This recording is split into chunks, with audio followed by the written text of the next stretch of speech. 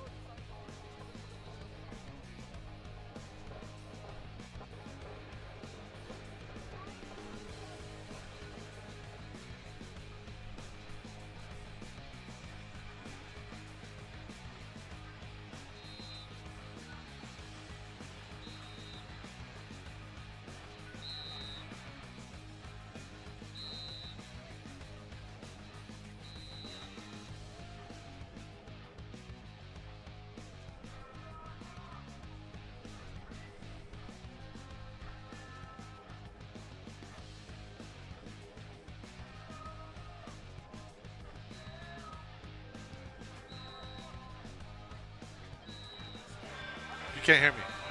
But I can't hear you.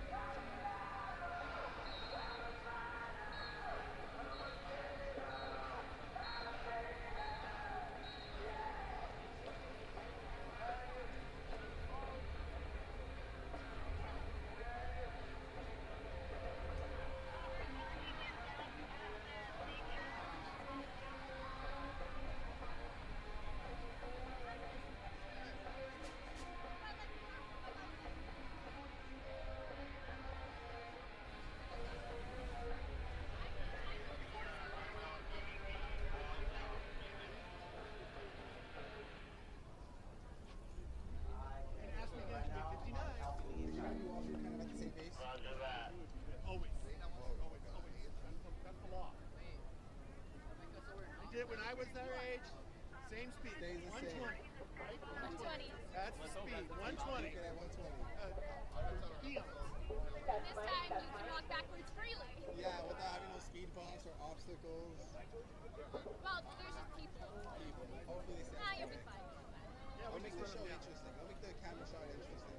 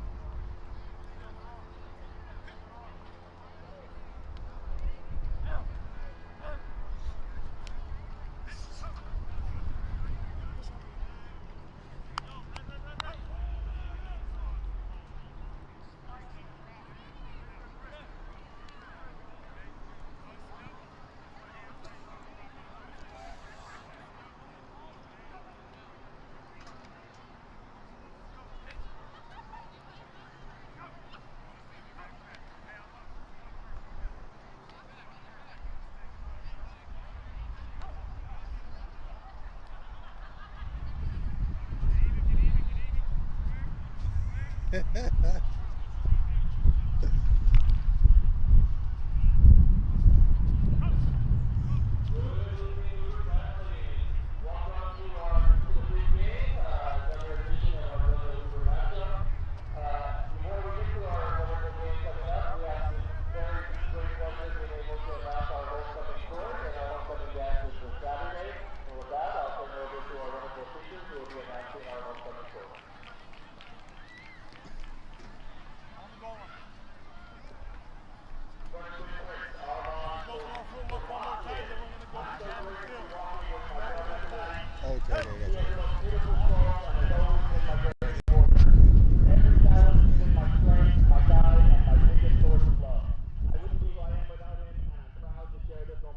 gotcha.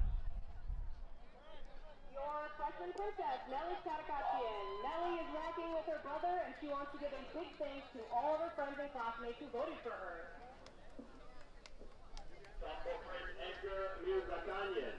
He is a dedicated member of the cross-country team and takes pride in representing his school both on and off the court. Edgar enjoys spending time with his teammates and appreciates all the support he's received throughout the season. He is honored to be walking down with his coach, Jack Salakian, and is grateful to everyone who has encouraged him along the way. Your sophomore princess, Rosa Penacoli. Today she's walking with her closest friend, Isabella Mathis. Huge thanks to all of her friends and classmates for the support. This year, Rosa hopes to beat her track personal record and make many memories with all of her friends. It doesn't look like it. And wants to thank his friends and family for their support. Your junior princess, Sophia Stefanian. Sophia is walking with her best friend, Evelyn. She would like to pursue a career in psychiatry after high school. She would like to thank her friends and family for everything. Senior Prince Henry Gunnell is here tonight with his mom. He would like to thank his friends for nominating him for a homecoming court. When Henry grows up, he wants to work in marketing. Next, Senior Prince Joel Aguilar is here with his mom and would like to thank everyone who voted for him. This is a great way to start senior year, and he appreciates everybody. Senior Prince is Gregory Enriquez. He will be walking with Hoover ceramic teacher Ms. Brownstein and his girlfriend. He is grateful to his friends and peers for their support and vote.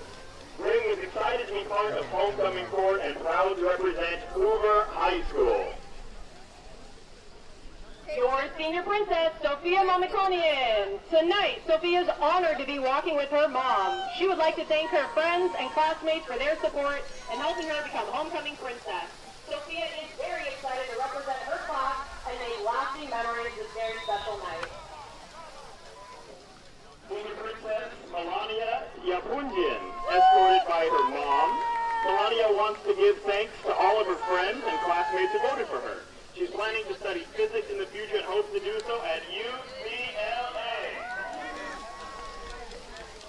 Your senior princess, Ella Cohen. Ella is walking tonight with her mom and her dad. She would like to thank her parents for supporting her and her friends for encouraging her. Ella is very thankful for the opportunity and experience of being on homecoming court. Senior Princess Stella Penagioli, one of our senior homecoming princesses. Today she is walking with her mother.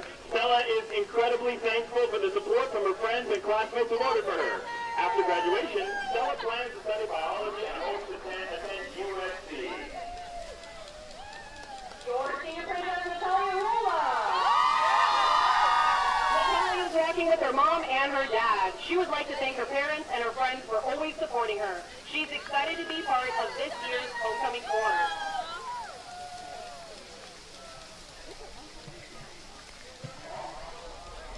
And now is your homecoming court.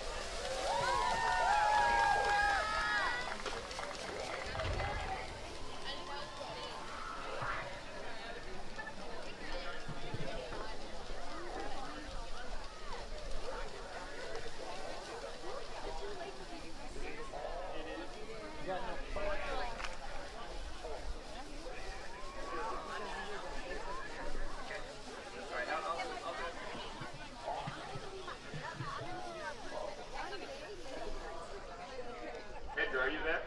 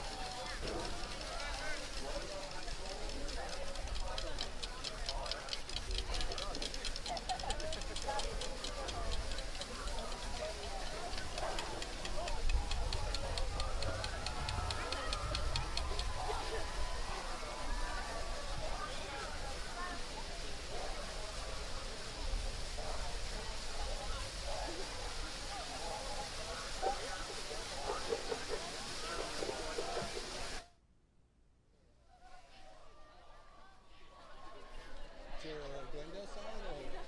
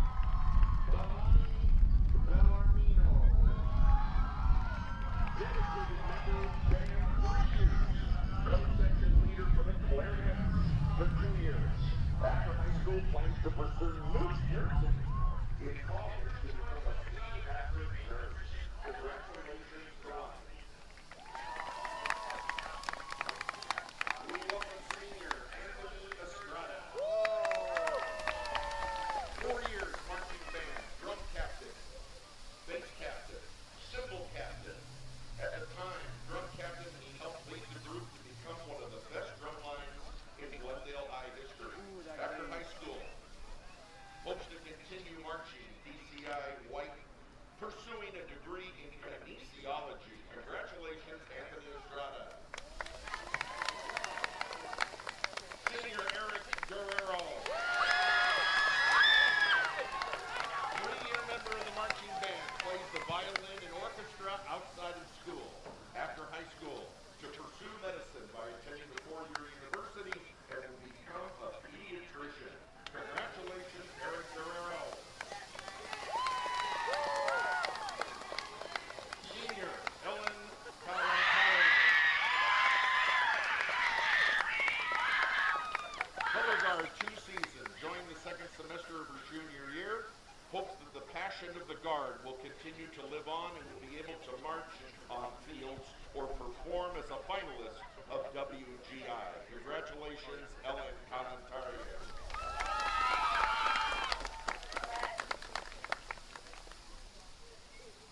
Congratulations, senior Emily Kim.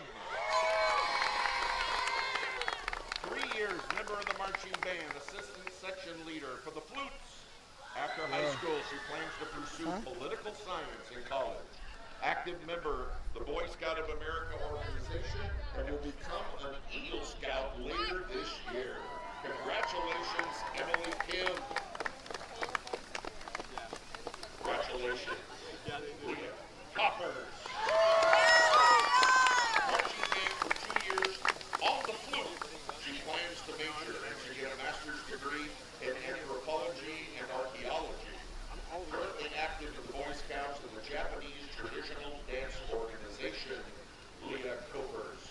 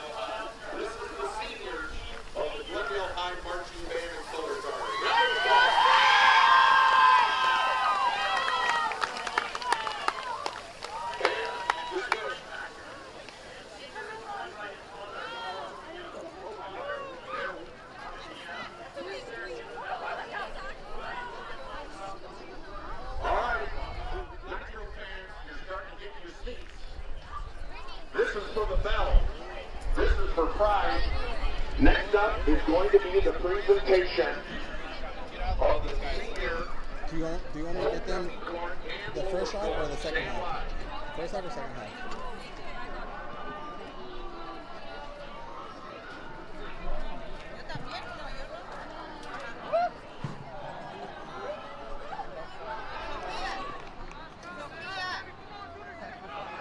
Check. Check.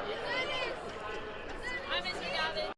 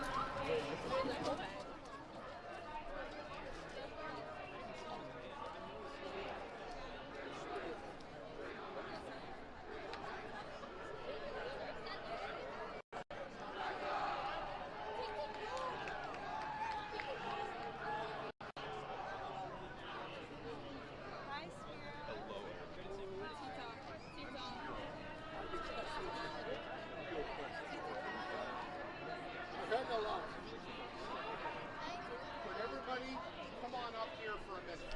Thank you for being in the line. You'll be back there in a minute. Come up close. Up close and personal. Well, for me, I'm Spiro. Spiro Saltis, class of 77. Whoa! I'm the guy with that voice up in the house here. I understand. This tonight is my 38th Glendale Hoover game. Whoa! Since 1987. I've seen it all. Whoa! And I hope to see something special tonight. Of course. More importantly, 49 years ago tonight, I escorted Janet Myers, who ended up receiving her crown as the queen. I contacted her today, let her know how much we miss her, and that former queen, always a queen, expresses congratulations to everybody. Wow! Okay, so with that, we want to make sure we get this right in this order. Where is Alex Manuelos? Okay, you're going to line up first. And where's AJ? Good. How about Braylon Brown? Oh, wow. Where's it? Ready?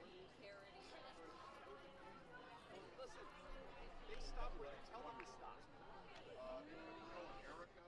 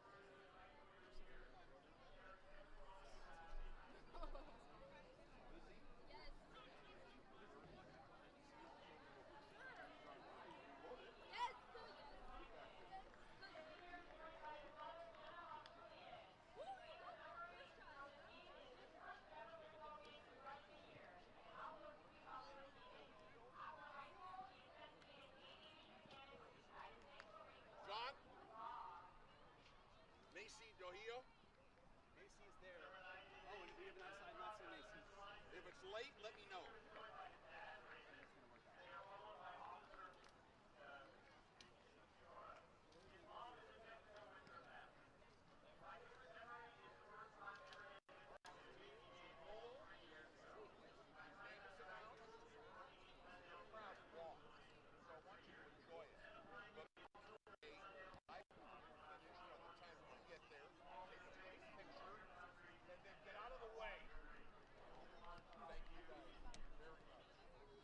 And congratulations.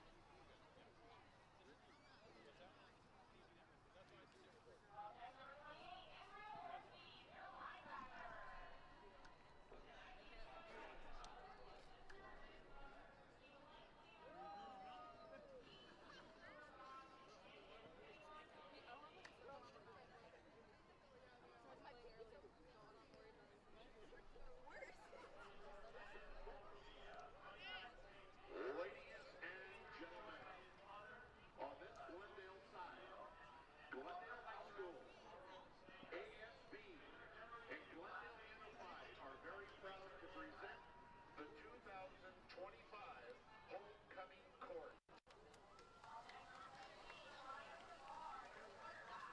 Please make your attention to the wonderful accolades that this court provides. We thank them for their dedication to school, community, and team. Starting with the upper court, senior Alex Banuelos, member of the marching band, sousaphone, uniform manager, electric bass in the jazz band, part of the They're going in on church's band, Glendale side. They're and calling youth the people. ambassador. GHS cinematography, 4 years, wants to major in film to continue the passion for cinema. Spare time enjoys photography, drawing, archery, running, writing, playing instruments, and listening to true crime podcasts. On to the university at Arizona State for the bachelor's degree in forensic science and get their master's degree in forensic science at Penn State University. Escorted by our best friend, AJ. Senior, Alex Banuelos.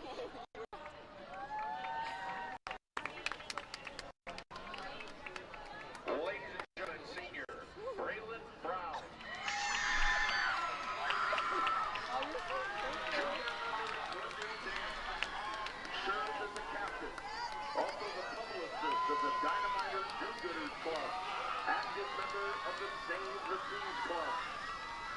Through these organizations, she participates in volunteer work, giving back to the community. Dance, music, hanging out with friends.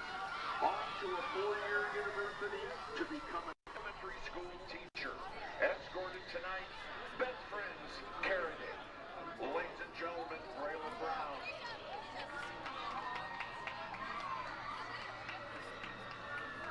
Ladies and gentlemen, senior, Erica Obanesian. Part of GHS Journalism, 4 years. Currently editor-in-chief. Go catch up. Sophomore and junior year, treasurer of the art club. Now she's the vice president of the pre-law club. Director of I'll send you these next Crew for ASB. The beginning of her senior year, created an Instagram reel account called Mike It Up. Volunteers at her old elementary school, the Mustangs of Artie White. During her spare time, loves to go on long walks, reading, listening to music, and crocheting. Plan after high school to a 4-year university, possibly the University of Southern California. And she hopes to major in sports broadcast journalism. Escorted tonight, her father, Arnish.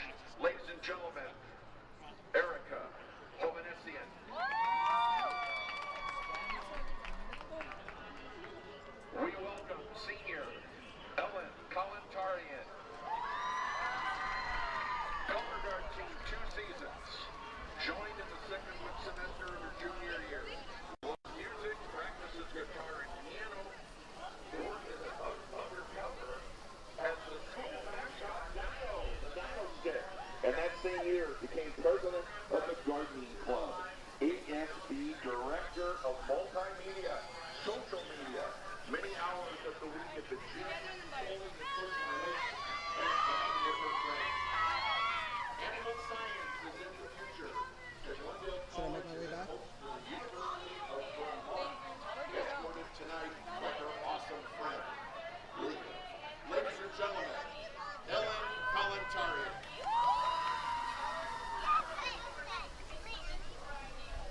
Senior, Andre Krikor. Involved in the Empower Club, Color a Smile Club, Multicultural Club. Enjoys contributing to the community and school. Trying to make a positive impact outside of school stays consistent with fitness and values. Genuine connections with people. Enjoys cooking, going to the gym and playing video games. On to college to major in business administration. And toward his goals with a positive mindset, escorted tonight by his father, Negron. Ladies and gentlemen, right in front, senior Andre Krikor. Ladies and gentlemen, senior Kelly Ohanian. Dancing 2 years, currently part of the program for 4 years. Dual enrolled classes, continuing since freshman year. Contribute to the community, volunteer efforts, participating in Nitro Crew. Member of the National Honor Society, California Scholarship. Yeah, I meant individual. Joins with the college, graduation, a major in psychology. Psychology. Escorted tonight by her mother, Audrey. Senior Kelly Ohanian. Okay, thank you. All right. Senior Sophia Oriana. Cheer team, 4 years. Current captain. Serving as VP Vice President. President of Motor Viewing Club. Saints in Action Club. Also the secretary of the Dynamiter Do-Gooders Club. Vendor of Nitro Food. CSF and NHS. Outside to be part of the California Decoy Program. A volunteer at Immigrant Transmissions Agency, California Youth and Government Programs, and loves reading, playing, shopping, and baking. After high school, plans to go to a 4-year university and eventually become an immigration lawyer. Escorted tonight by her mommy, Maria. Ladies and gentlemen, senior Sophia Oriana.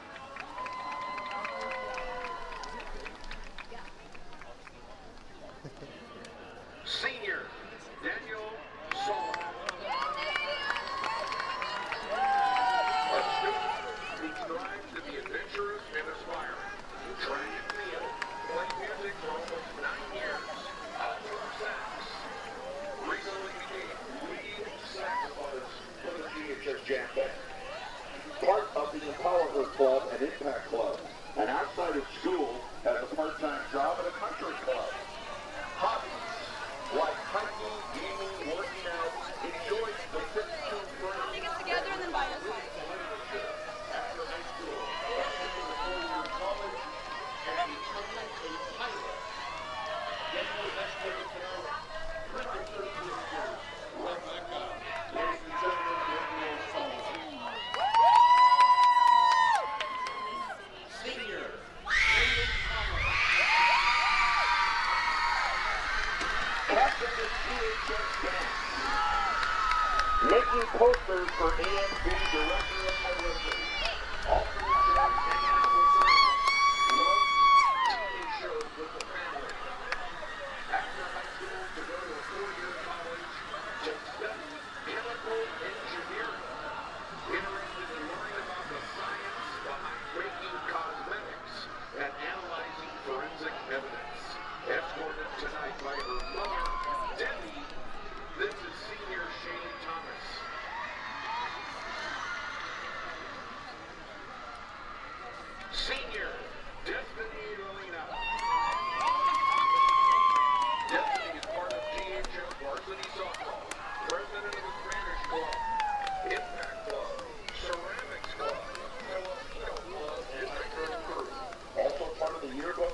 journalism staff. Hobbies include drawing, taking photos, writing stories. Hoping to attend Chico State University, planning to go into nursing and eventually become an ultrasound technician. Escort tonight. Ladies and gentlemen, senior Destiny Bowman.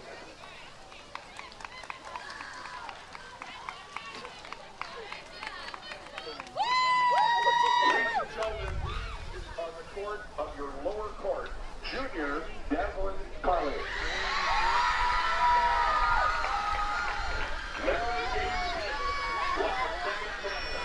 Secretary Save the Seas Club, President Charity and Community Club, publicist of the Psychology Club, Treasurer Best Buddies Club, member of NHS, CFS, hangs out with friends, playing the guitar, reads during her free time, plans to pursue a career in psychology, especially for children. Escorted tonight by her dear friend in the budget. Ladies and gentlemen, Devlin Carly. Junior Brianna Lee. 3-year member, 2-year captain, change of color. Also a part of ASB, president of the class of 2027, the past 3 years. Part of Nitro Crew, Secretary, National Honor Society. Member of the Scholastic Bowl Team. Represents Glendale as the district as part of the Student Advisory Council. He goes to the back to the community as the Student Foundation and at Glendale Central Library. He likes to read books.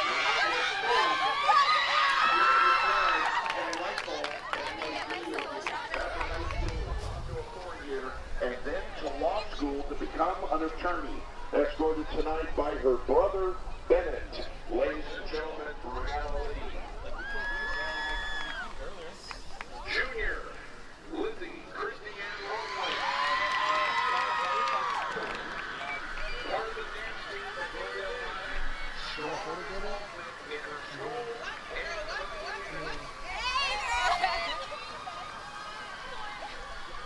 competes in various dance styles. Varsity hip hop, jazz, contemporary. Serves as junior class secretary for ASB, secretary for the Paul and Get together and then by yourself.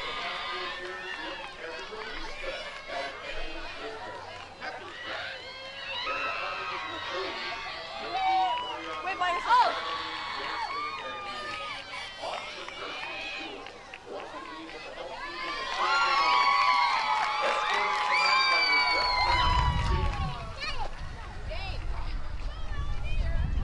Sophomore,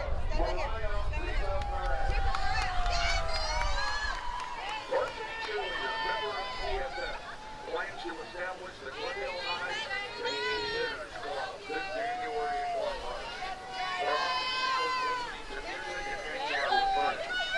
After high school, a 4-year university, eventually becoming a pediatrician. Enjoys working with children and is interested in the medical field. Escorted tonight. Ladies and gentlemen, Okay, then by yourself. I hope you heard all the great accolades. A round of applause. This is your Glendale High homecoming court. At halftime, we will announce the winners of the high royalty. For now, court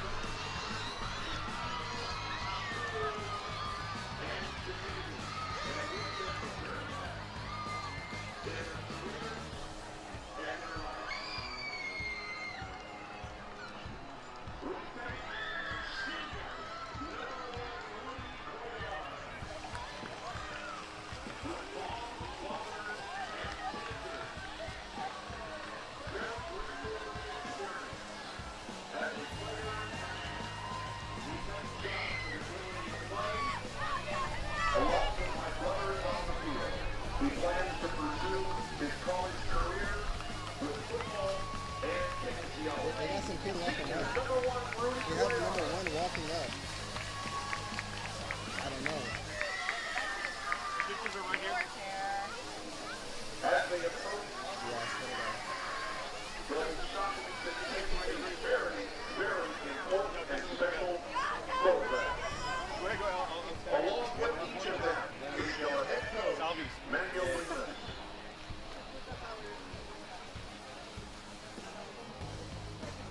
Nitro's senior, number 2, Milor Amasia. On the team for 3 years. Injuries kept him out of his final season. He plans to work with his father in the future. He'll be walking with the biggest supporters possible. Dad, mom, brothers, and girlfriend Diana. Senior, number 2, Milor Amasia.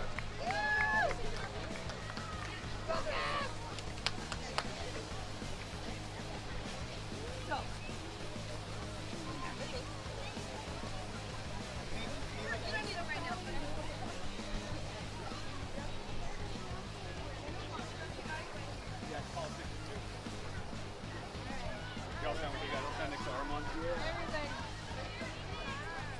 Yeah, this is his picture, not you.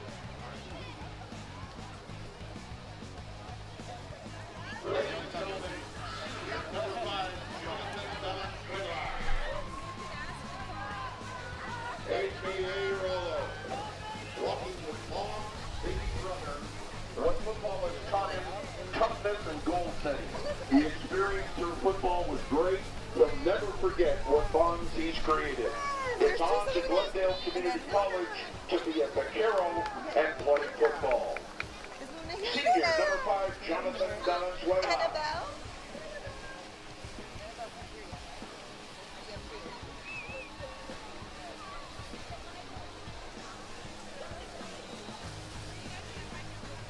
All right, Rolo. You're alive.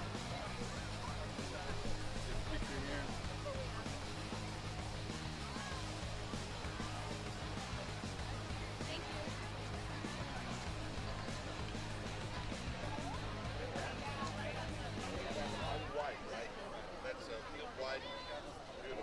Are you guys doing anything after all this year? Walking with proud mom and dad. Thankful to have parents walking tonight with him. For sure.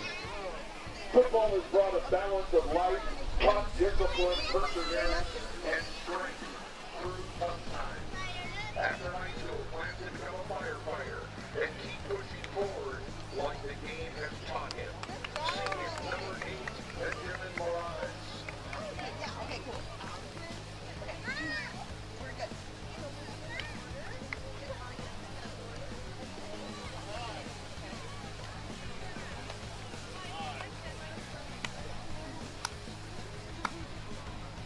Good to see you walking. Yeah.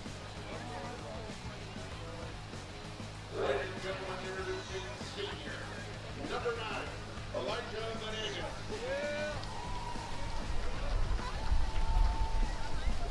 Tonight, walking out with his proud younger sisters and brother. After finishing in the NICO, he plans to go up the street to Glendale Community College for 2 more years and then transfer to a 4-year university. Ladies and gentlemen, your quarterback number 9, Elijah Venegas.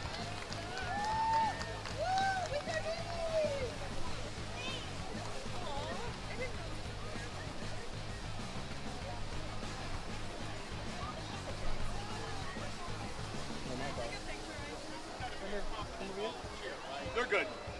Oh, let me take a picture with you guys. How many guys you need? 3. Beautiful. Ladies and gentlemen, senior number 10, Leonardo Alexan. Walking with dad. Football is fun. It keeps fighting the heart. No matter the situation. After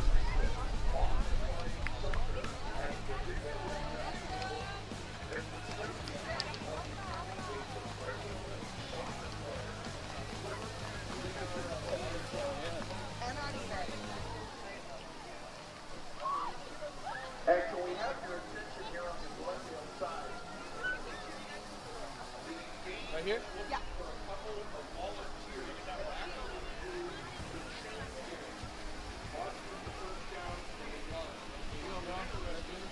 Anthony, I forgot to take a picture. Sorry.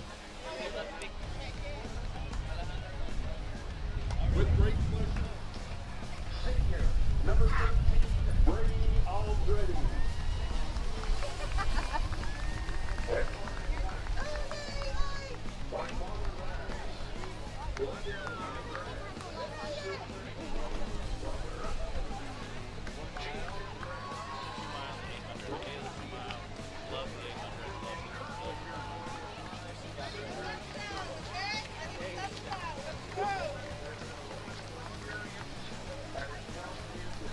Skills for the future.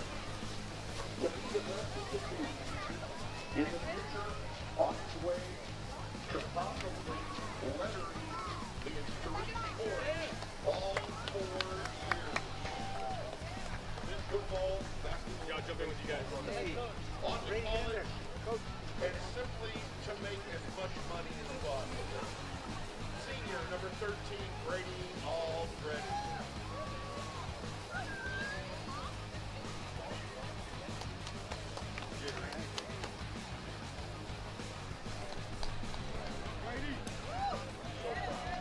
So very proud. Senior number 21, Isaiah Albawa.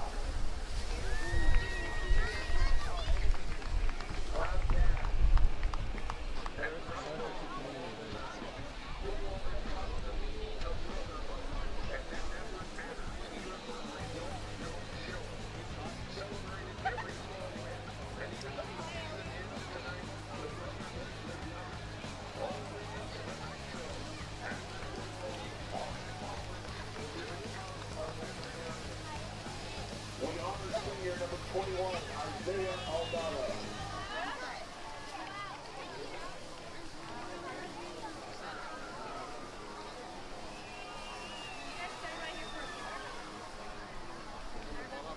I'll jump in, guys. I'll jump in.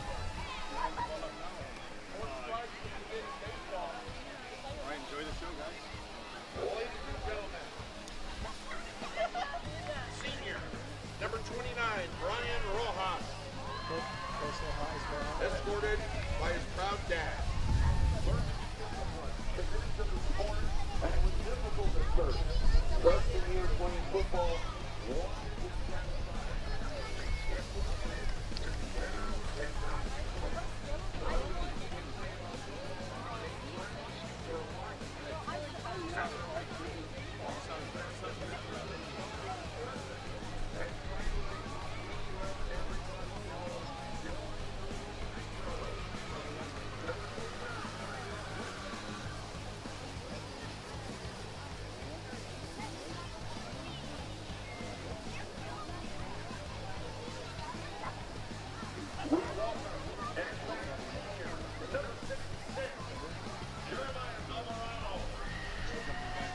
You little Brian? escorted his proud mom and proud dad. Football has taught him to keep pushing, working, getting to the goal, even when he felt like giving it up. Along the way, he gained 48 brothers. He will be joining the United States Armed Forces in the United States Army. Thank you for your future service. John Alvarado.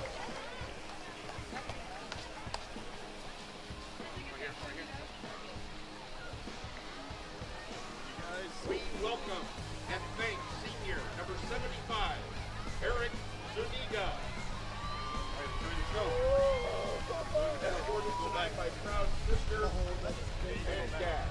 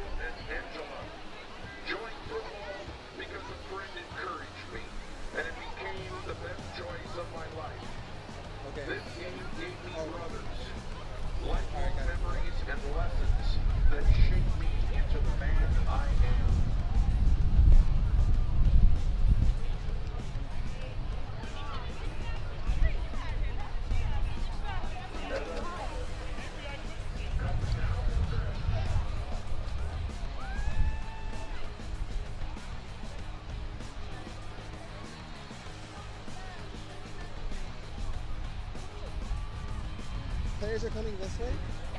From over there this way? Yeah. So they're gonna come out and then they're gonna go behind us. Okay.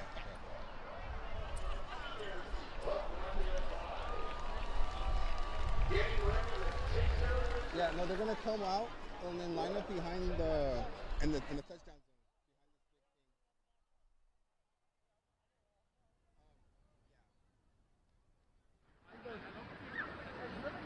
They're coming up this way?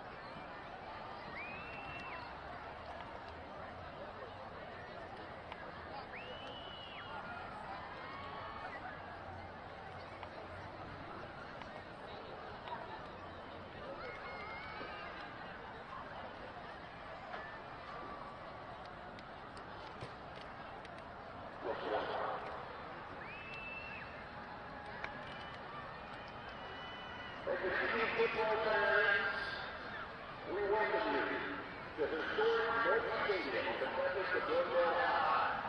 You are all part of history, recognized as the longest continual running rivalry in all of California high school sports. Welcome to the big game, the battle for the ballot with Glendale versus Hoover.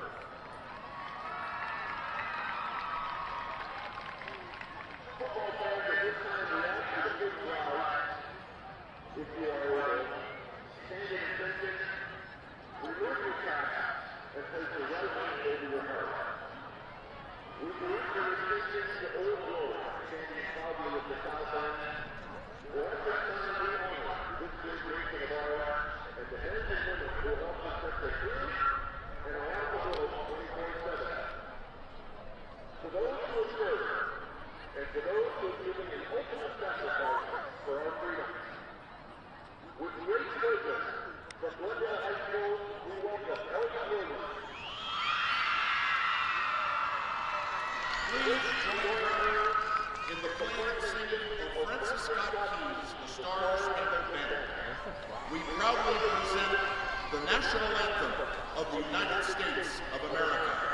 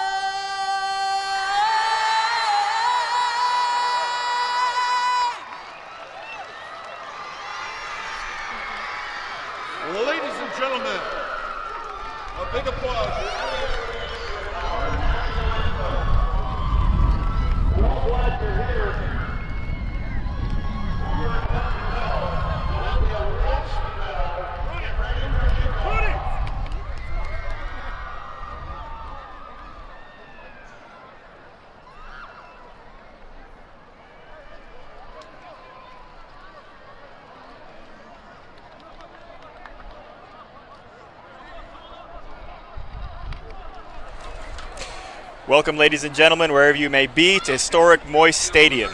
Today we resume the epic crosstown rivalry between the visiting Herbert Hoover High School Tornadoes and the home team, the Glendale High Nitros. For the 49th time, the victory bell and the bragging rights for the year are up for grabs. The big game is about to begin. My name is Kirk Sharma. I'm joined by my colleague, Dr. Edgar Stepanyan. Thank you for having me. Edgar, it's a pleasure to be doing this with you. Oh, it's a blast. It's a blast. So, Edgar, I'd like to just start off by asking you, what are 3 keys to victory that you see that could really make the difference in today's game? Absolutely. So for those of you who are watching at home, there's a couple of key players. The first key is going to be Glendale High's running back, Armand Papazian. He is 5'7", 170, 180 pounds, and he is a strong, strong dude. He rushed for more than 250 yards against CV, and their coach told us that he is the best player on the field tonight. Mm-hmm. And usually in this game, the team that has the best player wins. Significant advantage. Huge. Number 2, Hoover quarterback, as the Glendale High Nitros come out. Hoover quarterback, AJ Francisco. He's been dealing with some leg issues. Yes. And I know Hoover likes to pass the ball. So the question is, how healthy is he going to be to pass the ball? Right. And number 3, this is the last game of the year for both teams. They haven't played in front of this big of a crowd the whole year. Right. And so which team is going to be able to control their emotions the best will win the game. This game is just different from any other game that you're going to play all year. Without a doubt. Without a doubt. And here is Glendale High School with the fanfare. Hoover is in white. Glendale is in red.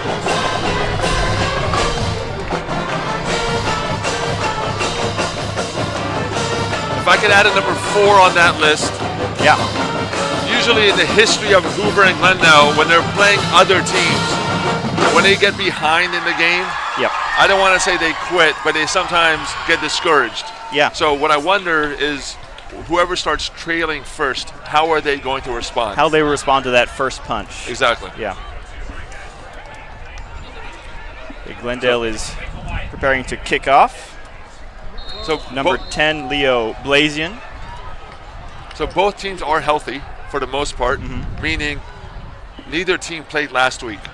Hoover forfeited against Muir, and Glendale had to forfeit against Burbank. Well rested. Well rested for sure. This kickoff is caught by Angelo Bailey. And great coverage by Glendale. He's tackled around the 10-yard line. Good start for Glendale. Great start. You know what I wonder sometimes in this game is, do the players try to play hero ball? Do they try to do too much? Do they try to be the hero of the game because it's such a big game? Yep. All right, and we have 1st and 10, Glendale. I'm sorry, 1st and 10, Hoover. Quarterback AJ Francisco is under center and drops back in the shotgun now.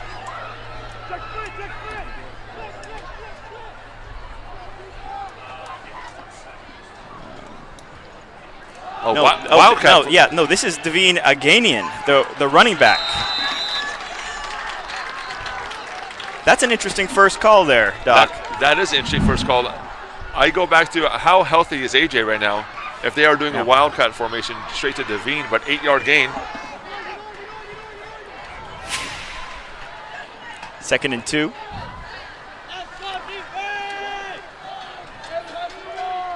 Wildcat formation again.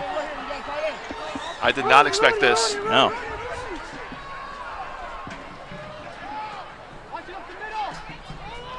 High snap. He runs. That's going to be a 1st down. Good, and he still goes. Look at those feet moving. Great play. So I know Glendale High's coach told us that his running back is the best athlete on the field. Devine didn't hear him say that, but Devine might have something to say about that. I think so. That was a 10-yard gain. Good, tough running. And good blocking by the offensive line as well. Devine already has 2 carries for 18 yards. He remains in the shotgun formation. Man in motion. The handoff. And that is not going anywhere.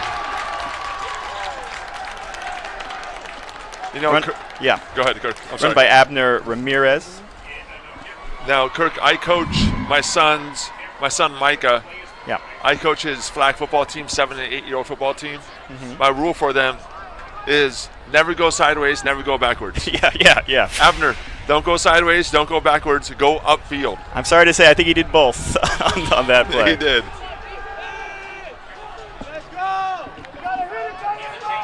I still haven't seen AJ on the field. Not yet. It's 2nd and 15.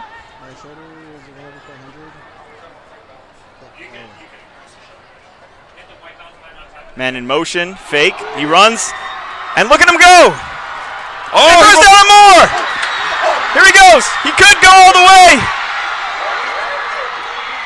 And tackle, what a run. Tackled at the 15-yard line. Wow. Ball is spotted at the 15-yard line. That is a 35 plus 27. Haganian is running with a purpose today. Look at that. He broke 1, 2.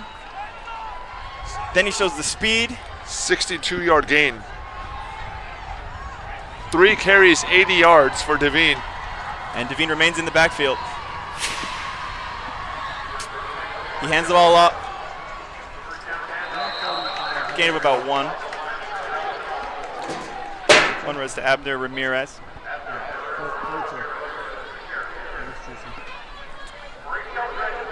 You know, Kirk, I'm proud to say I coach my son Micah's football team. Yeah. You know who practices with us? Who's that? My 5-year-old daughter, Hope. Oh, She's no always kidding. practicing with us. Uh-huh. And I teach her, go straight, Hope, go straight. Never go backwards. That's adorable. I love it. Have to come see one of the practices one Please. day. 2nd and 10.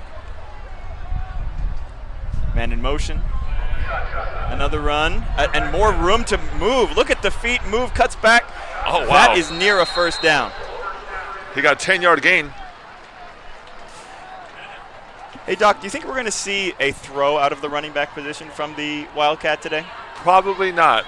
So, in the Hoover weight room, they have a 600-pound club, a 700-pound club, and a 1,000-pound club. Mm-hmm. And that is, have you lifted?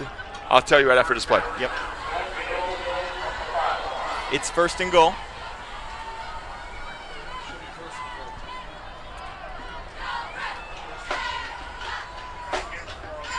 Another run. Devine. And he's pushing. Oh, flag down. We do have a flag on the play. It looks like, did he get it? No, the refs are marking him just short. But there is a flag. Let's see what the call is. It's probably going to be holding.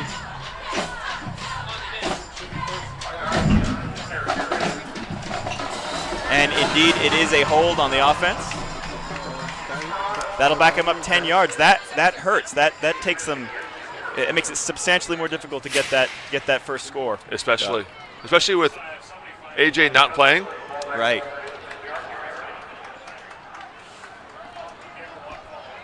I don't think Devine's going to pass the ball. But Devine so far has 4 carries for 90 yards. Well, I think it's working so far. It is. Let's see what he does here. Coach Ward told us that AJ was good, but he might have just been playing coy. Quite possibly. Run for about a yard or 2, if anything. That was Gabriel Garcia. Another flag down, though. Gabriel Garcia is one of their fastest players. Looks like they're trying to get out to the edge to try to open things up in the middle. But if you see the replay, the rule I have, don't go sideways. Don't go east and west. Cut up right here. South. Cut up. Yep.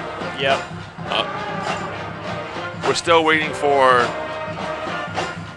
the signal from the referee. Now, Kirk, I was going to have a bold prediction that Armand was going to rush for more than 200 yards in this game. Wow. But Devine. How about both running backs will run for 200 yards? Let's see. What's the call? Chop block. That's a chop block. Yep. Personal foul.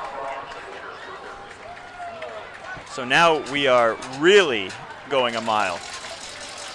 Still. We went from maybe the 1 yard line to barely being in field goal range. I agree. First and goal from the 25. Hoover has 2 penalties for 20 yards right now. Costly penalties. Yep.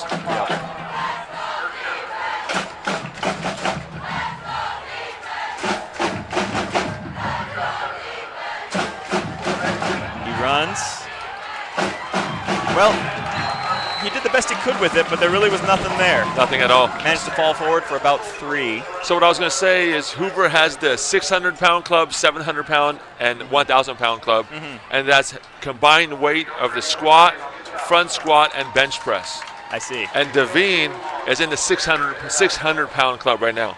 Okay, wow. So he's a strong dude. And what club are you in, Doc? Oh, I have no idea. I'm somewhere in the 100, 200-pound club. Is that AJ at quarterback? It's second to 22. Yeah, that is AJ. Okay, no, that's number 16. He throws. Flag down. That might be a defensive penalty there in the secondary, which would be a huge break for Hoover. We'll see. There's also another flag right at the offensive line of scrimmage, so it might be offsetting penalties. Okay.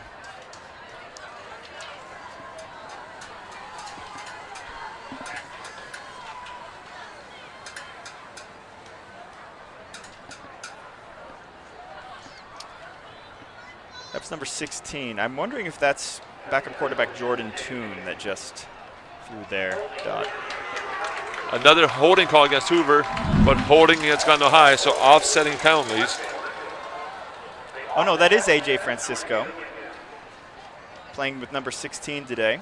He's listed at number 3 previously. Perhaps he changed his number.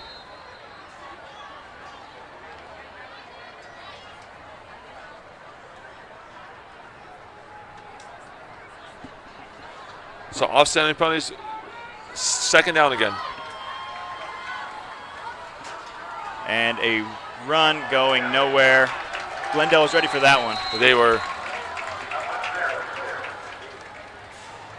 So now we get the third and super long. What's your philosophy going into a play like this? Are you still trying to score, or are you just setting up for the field goal? I would say setting up for the field goal if I was confident in my kicker. I don't think Hoover is confident in their kicker. Well, then you're not going to punt from here.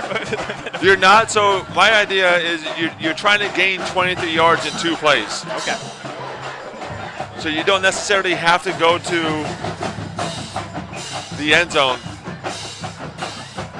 A throw from the running back to the edge. Decent little play if they're setting up the field goal.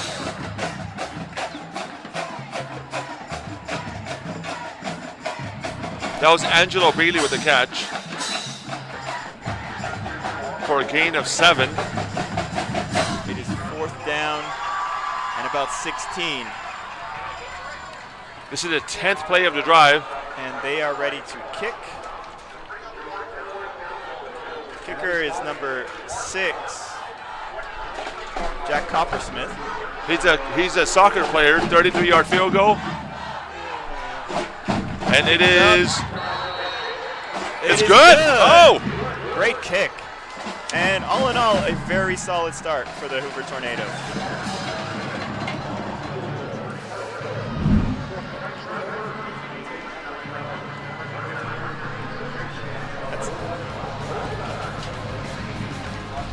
Look.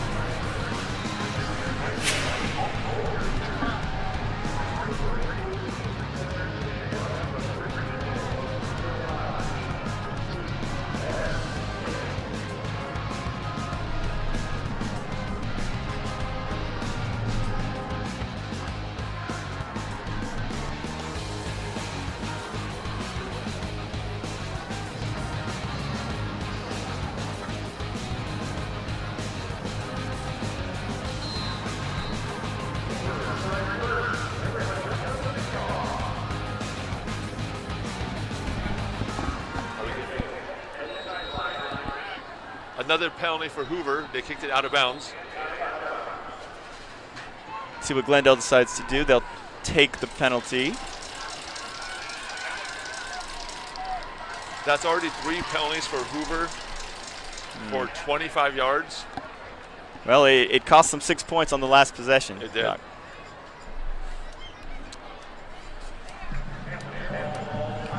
So one thing I'm intrigued about, Kirk, is if AJ's not playing and Hoover just running the ball, neither team is going to have many possessions. True. Because Glendale High is going to run the ball. the clock is going to keep on rolling and rolling. And so you got to take advantage of those possessions. You have the ball inside the red zone. You got to score. Absolutely. So let's see Armand. Quarterback takes the pass, hands it off, and here's the star sophomore running back, Armand Papazian. Short game. In second and about 9. On his first play against CV, Armand ran for a 60-yard touchdown. Wow. So Hoover is starting off pretty well. Yep. Well, one of Hoover's strengths is it's what they can do up front. Correct. Defensively. Glendale rushes to the line, man in motion. Venegas hands the ball off again. Oh, he's quick. And he is moving. Great run right near the sticks. That's going to be close. He's quick. I think that's going to be enough for a first down. Let's see. Yep. Are they giving it to him? Was that a horse collar? Nope. 1 yard short. Okay. Well, big play. And so here it's strength versus strength. An immovable object versus an unstoppable force. I have a play idea. Yeah. Tush push right here. The tush push. The tush push right here. I thought we were getting rid of that, Doc. I hope they do. 5 wide. Yeah. Only the quarterback back. And we have a timeout. Timeout Glendale. Right. Coming back from the timeout, I do not think Glendale's going to pass the ball here. I'm assuming a QB draw. All righty, well, we'll see what happens on 3rd and 1 coming up.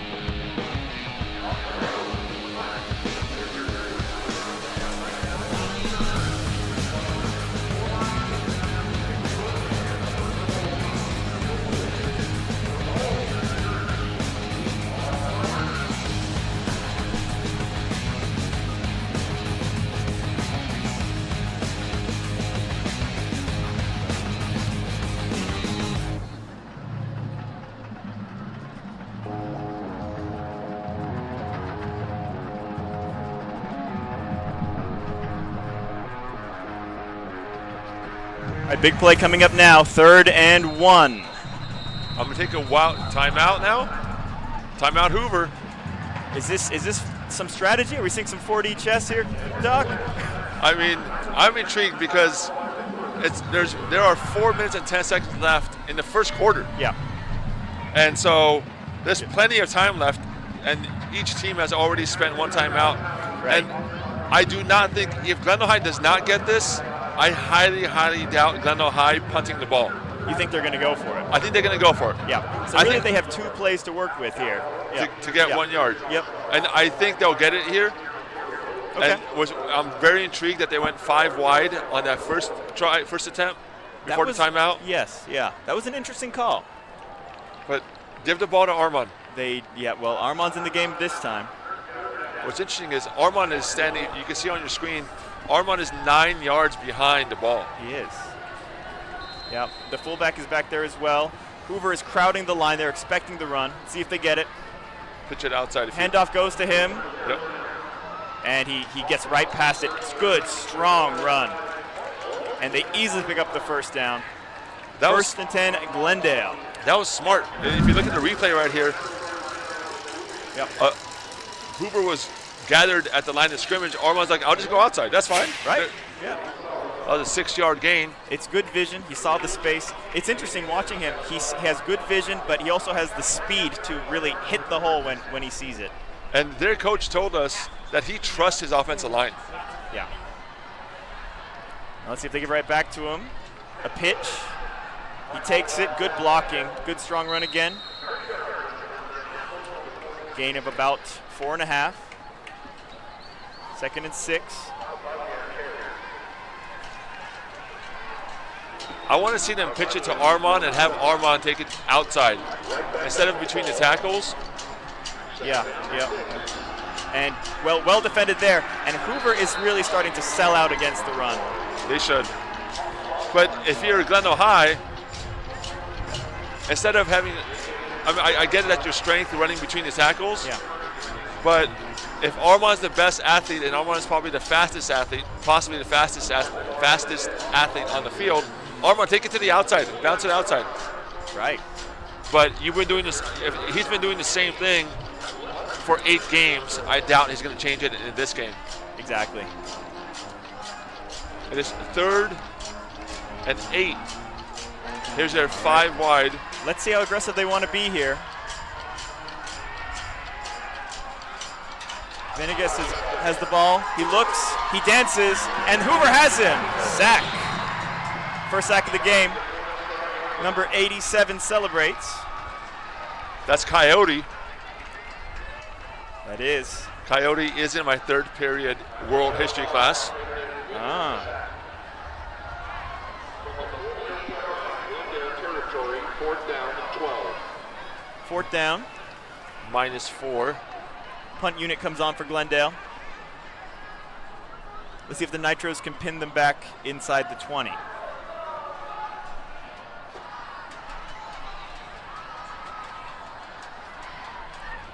Back to punt. That is a good stop by Hoover. It was an important one. It was. Early in the game, set the tone early in the game. Here's the punt. He gets it away. Ball bounces. Not a bad kick. It takes a Glendale bounce, and that will indeed be inside the 20 to the 18-yard line. All right. Hoover will take over at the 18-yard line. Yep. Their 2nd possession. I see on this replay, I do not think Glendale is going to pass the ball. I think if they go 5 wide, they're going to do a QB draw. He looks to his right, and he isn't even thinking about passing the ball. From the beginning, they were planning on running that thing. Definitely. Yeah. Well, it's a little bit of a conservative call then, would you say? is. It is. Their coach said that they are going to use their running game to open up the passing game. But on that, I don't know. First down, Glendale. Here's a wildcat formation again.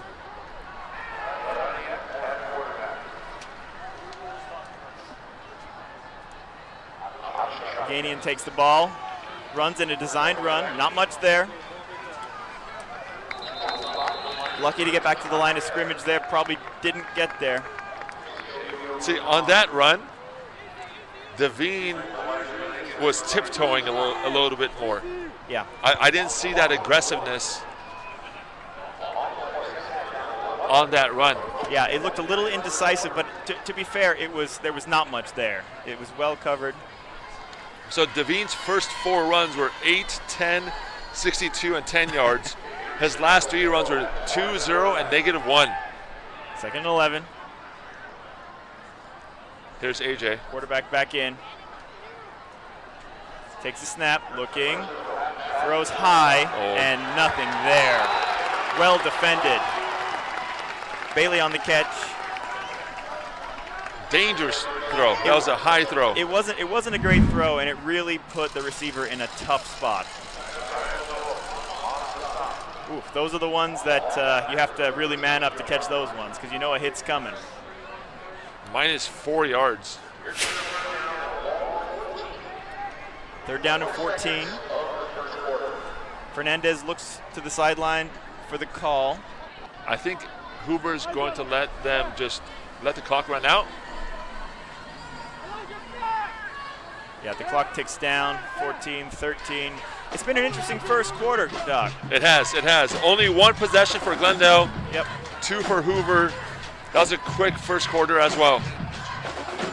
When we come back, we are going to have some special guests. The principals for Glendale High School and for Herbert Hoover High School will be joining us in the booth. Dr. Jeremy Spurley, a alumni of Hoover, and Lynette Ohanian from Glendale. So please stay tuned, and when we start the second quarter, we will be joined by some principals.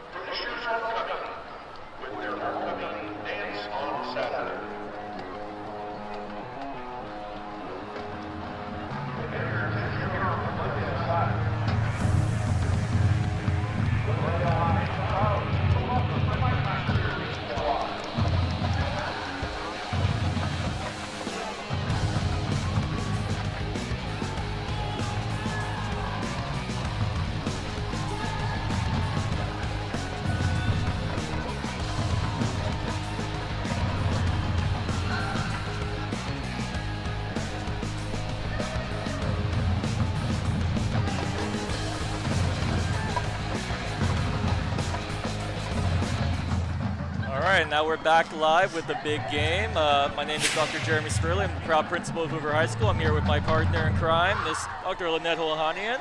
Say hi, Dr. Ohanian. Hello, everybody. This is such an exciting night. We are super excited to be here. Yeah, absolutely. We're so thankful to all of Glendale Unified School District, the Board of Education, Dr. Watson, our superintendent. And what a great honor to be able to broadcast live at our big game here as Hoover starts the second quarter with the ball, 3rd and 14, deep in their own zone. Wow, Dr. Spurley. I also just also a big shout out to both the incredible football teams, the coaches and the players. It's been a fun and just exciting season, and we are super excited to be here at one of the most exciting and fun events of the year. Absolutely, and you know, this is all for the Big Bell. Right now it's nice and colored purple. It needs to come back home though, Dr. Spurley. So we'll see at the end of this game which team will be able to take it home, but you know, we're rooting for the big purple and white. And the big red and black. Go Nitros! Big pass coming up here. Deep ball, and intercepted by Glendale. Dr. Ohanian, you almost get your win. Stop, looks like right at the 1-yard line. Oh, a touchdown call. That was incredible. Incredible interception. Go Glendale.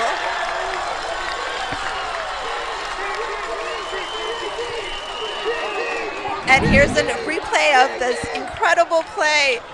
Oh, what a catch. Step right in front of him. Runs it all the way back. Beautiful, beautiful. Number 4 for Glendale. Nice touchdown run there. Nice. 6-3 Glendale High School going for the extra point. Before we get to the extra point, timeout here. Watch it one more time on replay. Unbelievable catch. Just a great, great play. Nice run back for Glendale High School. Hoover's going to have to turn it around here. There's a stop on the play as there's an injury timeout.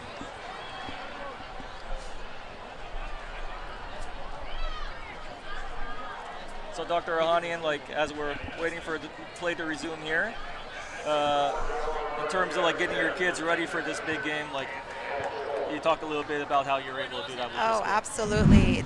This season has kind of just proven what heart and dedication these kids have. It's been a tough season, but through and through they've come back stronger than ever, keeping their heads up and just doing the best that they can. And we are so proud of the Nitros, and we're just looking forward to next season when we get into a new conferencing, and looking forward to some great competitive games. Yeah, no, and you know, this week at Hoover High School, it's a big week. We call it Big Glendale Day week at Hoover High, and so it's always a big game. We do an annual poster drop every year as we get ready for this big game, and we had some great rallies this morning, and of course both our homecoming dances are coming up tomorrow night, yes, on Saturday night as well, so looking forward to that. Yes, tomorrow's Halloween, Saturday is the homecoming dance, definitely looking forward to it. Glendale High's up for the extra point here. Comes the snap, kick is up, and it is nice, good. Nice. Glendale High, 7-3. We have about 11:45 left in the second quarter. Nice job, boys. Well, before the next drive starts, I just want to thank Dr. Ohanian, thank all of Glendale High School for a great competition. We always look forward to this great game, and again, thank you to all of Glendale Unified and all of you out there for all of your support for both Hoover and Glendale Athletics every single year. Thank you, Dr. Spurley. It's wonderful to be your rival, and again, as you mentioned, thank you to the entire district for supporting us and making tonight possible. Have a great night, everyone.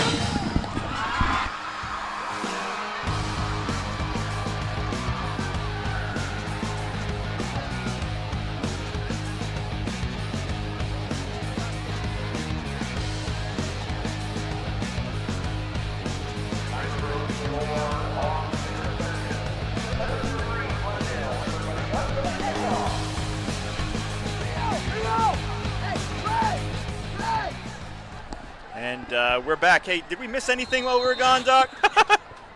A 30-yard interception return by Glendale High School.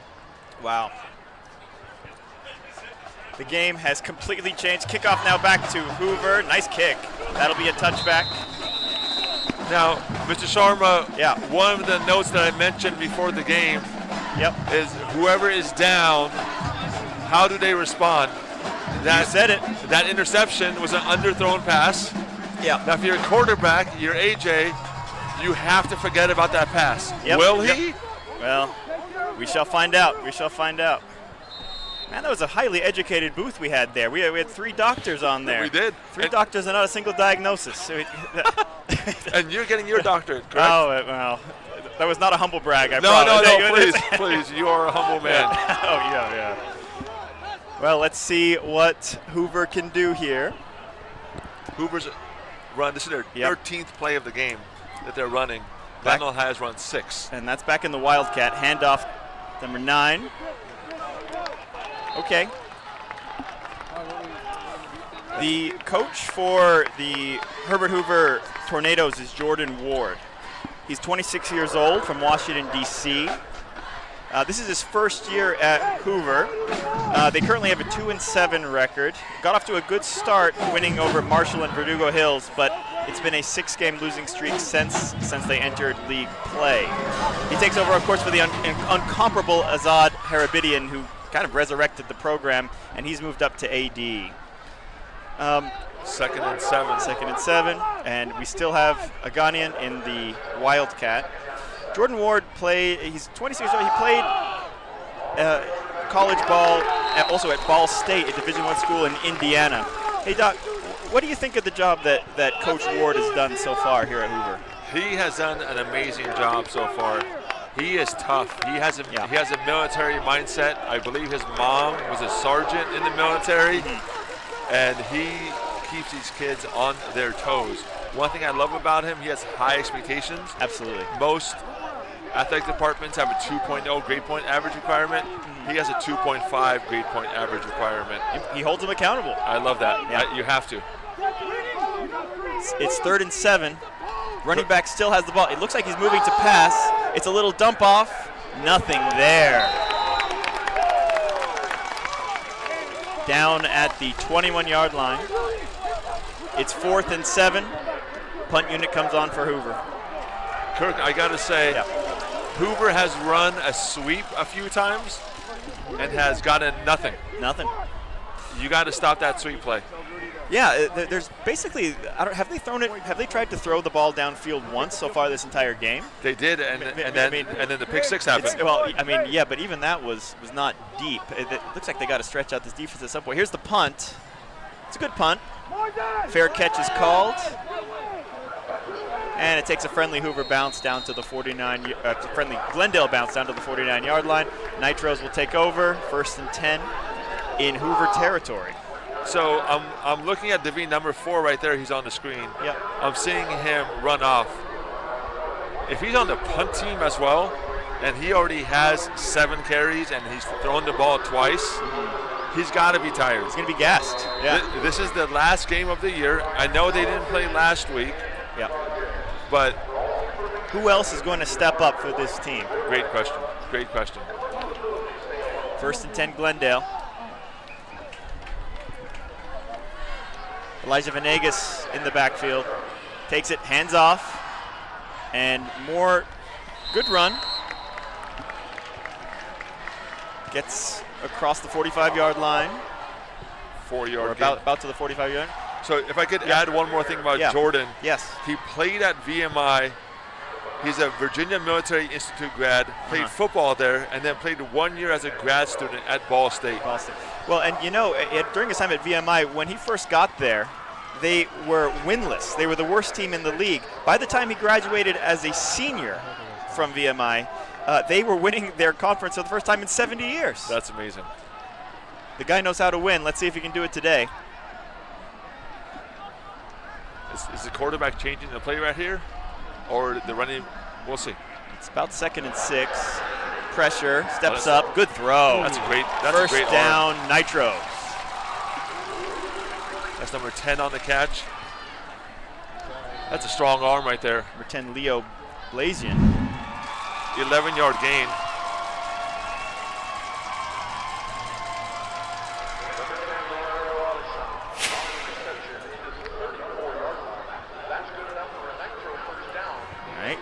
Benny gets back to work. That was the best thrown ball of the night. That looked really solid. And another handoff. Good pursuit. Short gain. He'll be second in about 9. Now, Kirk, when I used to play Madden with my nephews, I would always love to get the ball to start the second half. And Glendale High has momentum right now. But we still have a long way to go until halftime, but they get the ball to start the second half. True. So if they score here, yeah. I don't know if Hoover's going to be able to score within 4 minutes, and Glendale High gets the ball to start the second half. Yep. I remember when I played Madden, I always liked to be the running quarterbacks. Whatever team Michael Vick was on, I run around a little bit. Here's a quarterback moves to his right. He sees some room. He's going to run for it. And that tackle that's was a horse collar. That was an illegal tackle up near the collar. And the march goes on for the Nitros, Doc. That's Hoover's 5th penalty already in the first half. Well, you just can't win that way, can you? You cannot. Let's see what the call is, just to confirm. That's a personal foul call as well. Horse collar. It is indeed a horse collar. And the referees are going to move the ball forward in the direction of the Nitro end zone. That's a 15-yard penalty. Yeah. Well, now if you're Hoover, you're just hanging on for dear life. Would you take a timeout here just to settle everybody down? Hoover looks a little bit rattled. They do. I think you try to save it just because you have a running team and you need those timeouts for the remaining first half. Yeah, I guess that's more of a basketball timeout. Yeah, exactly. To settle, in football you need them. And okay, movement up front there. That'll be a false start. Glendale High's first penalty of the game. And that'll give Hoover a little bit of life here.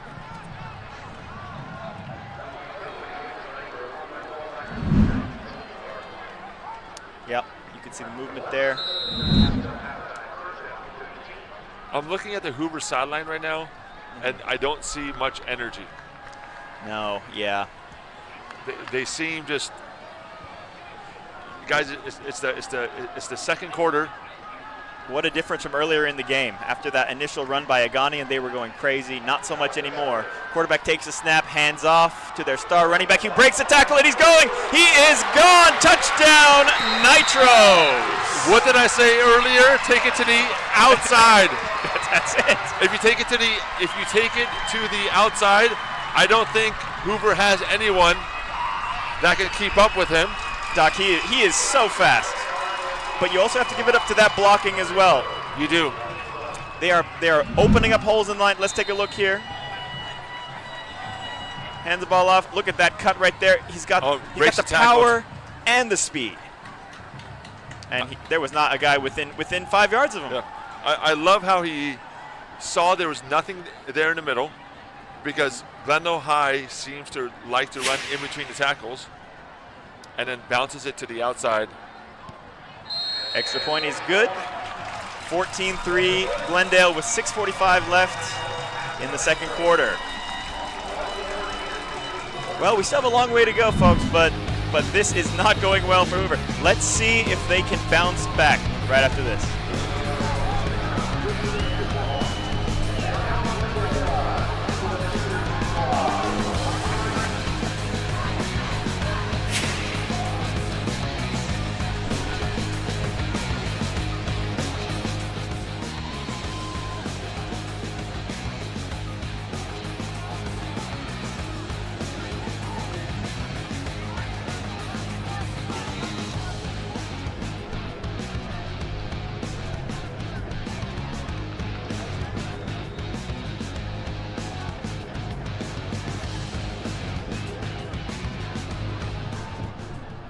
All right, Glendale is back to kick off now.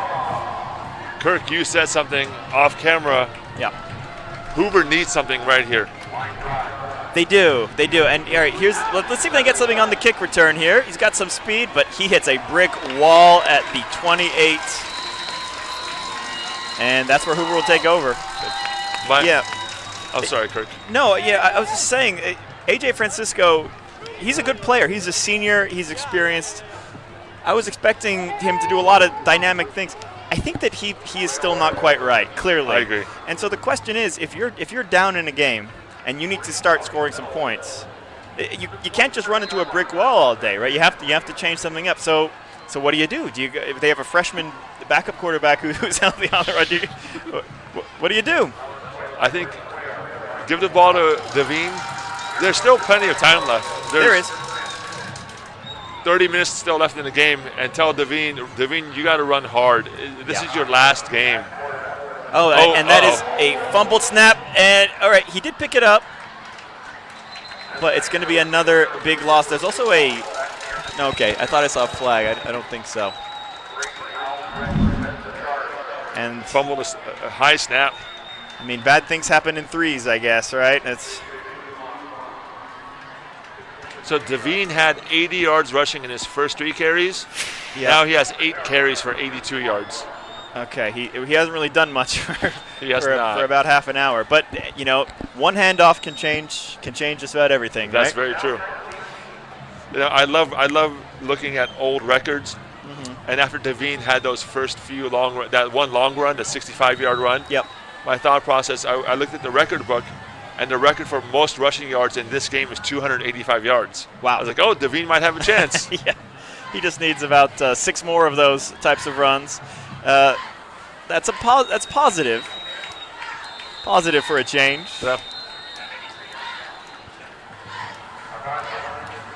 But they still have a mile to go. We are in 3rd and long, and we have an injured player on the field, looks like.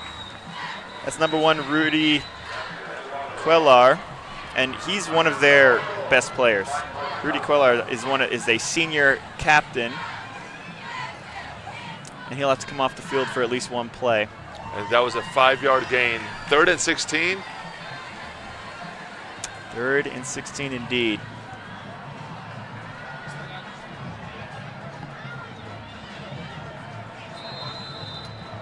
Okay, clock runs.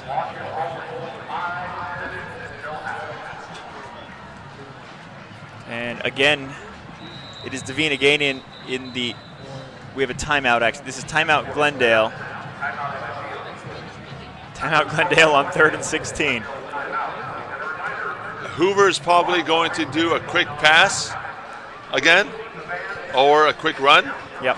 And I mean, at this point, if you're Hoover, I think that you're okay going into the locker room with the score 14-3. Yeah. And then you try to, figure something out. Look at Coach Ward. If you could keep the camera here for 1 second. Coach Ward is on fire. He is upset about something. Well, he's not going to quit. He's not. I really wonder what he's telling his guys there. If you're Coach Ward, you're a coach. What are you telling your kids? Yes. Okay. What do I coach golf. Coach varsity golf at Hoover. But it is true. There are a lot of up and downs. Golf is a marathon, you know, and you have to, you can't get down on yourself when you make a mistake, because you're only going to compound errors. Each shot is its own independent thing. You don't want to carry over the baggage from one to another. It applies here as well. I you agree. make a bad play, shake it off. Go out there and do your job the next time. Do you remember my 4th point when I said, whoever's trailing, are they going to quit? Mm-hmm. Quitting is a strong word to use. Yeah. But Hoover's body language right now is not looking great. 3rd and 16 run up the middle, big hit, good team tackling, and Aganian got everything he could out of that one, but not even close to being enough. 4th down, and punt unit, I would imagine, is going to be coming on. That was an 8-yard gain. He has 10 carries for 95 yards. For those of you who have him on your fantasy team. Pad the stats. But that was his best run in 1, 2, 3, 4. That was his best run in 1, 2, 3, 4, 5, 6, 7 carries. Yeah. I mean, he has 10 carries for 95 yards. That's 9.5 yards. And blocked. The kick is blocked. if I'm the Glendale High coach, I am yelling, "Stay away! Don't touch the Do ball! not touch the ball!" yeah. Because one of those guys is trying to pick it up. If he picks it up and then he fumbles it, it's Hoover ball. Who blocked it? Oh, if you're the center right there, you got to make that block. Number 88. Yeah. You got to make this block right here. He blew right by him. Oh, but he also kicked it right into him. Yep. Let's see who recovered that one. Well, Hoover was going after it. Yeah. I think the same guy who. Can't tell. Can't tell. All right. First and 10 at the 31-yard line for Glendale. If you're Glendale, give the ball to Armand right here.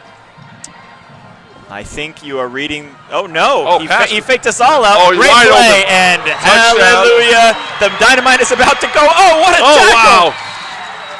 And, I mean, hey, that was a heck of an arm tackle right there. Let's look at that again. But, I mean, great call. I thought that was a run. You thought that was a run. Everyone on Hoover thought that was a run. Absolutely. And he gets it out into space. And it's like taking candy from a baby. They spotted him at the 3. Okay, there we go. He put the ball back on the 1. I was like, why are you spotting the ball on the 3? Yeah. Glendale's playing with a chip on its shoulder. Glendale is playing like a team that has lost this big game 2 years in a row. I agree. And got shut out 35-0 last year. They're in it for some sweet revenge. I think. agree. And Glendale gets the ball back to start the second half. Yeah. They scored 14 unanswered. Soon going to be at least 20 unanswered. Don't you even say tush push. Don't you even say it. Kiwi Snake. He just walked in. Yeah. I think my grandma could have scored a touchdown on that one, Doc. Am I being too critical? I mean, you see what I'm seeing? That was too easy.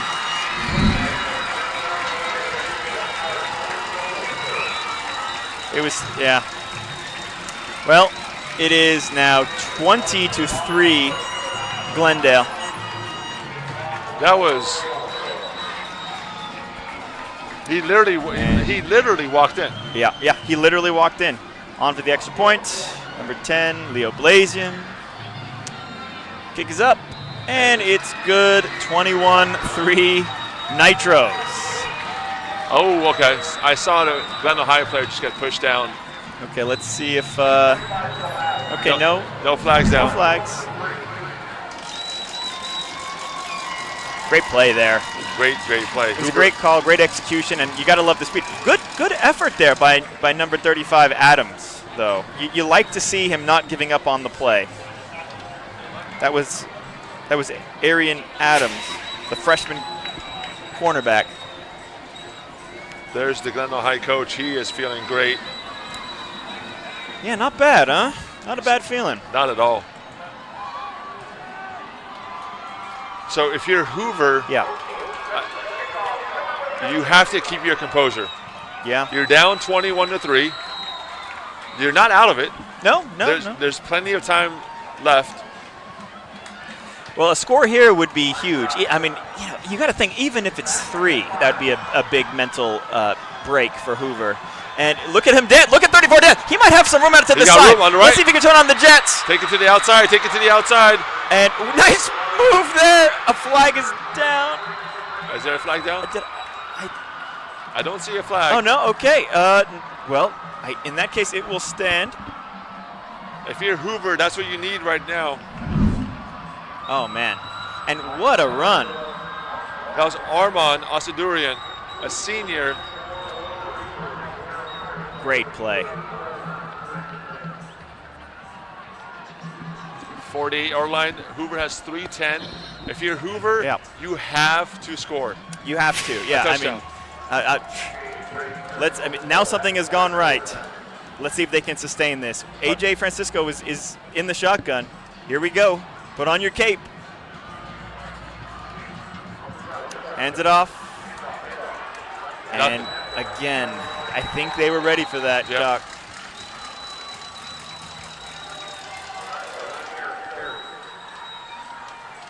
-1 on that run. If AJ is hurt and he can't pass it, I say you still have AJ stay out there as a decoy. Sure. Because if Devine is in the wildcat position, you know he's getting the ball. Yeah. But with AJ at least, yeah, the defense has to somewhat respect the pass. Make him think about it at least a little bit. Here's AJ, and he's going deep now. He's going. Oh no, incomplete. That was to Gabriel Garcia. He threw it. They sit next to each other in my AP government class, and they have great chemistry. Not that time, but I want to see more of that. I do. They were both in my sports history class last year. AJ threw it on the outside shoulder, AJ. It was there. It was the throw that was the problem. And now we have a penalty. 10-yard penalty.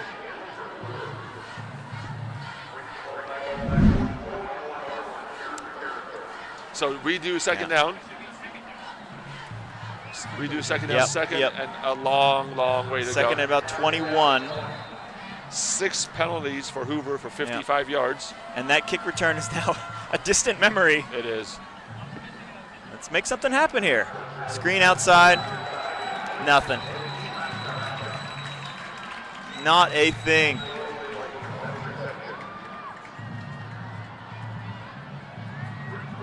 And now we come to 3rd and a mile. If I'm Coach Ward, I tell AJ and Gabriel that play that we just ran. Yep. Run it again. Yeah. Let's take some shots. You have to. Let's actually test the corners. Let's make them respect us a little bit here. Because now you're down by 18. Some shuffling on the line. You don't have time to run the ball. You have to score quick. AJ Francisco calling things at the line.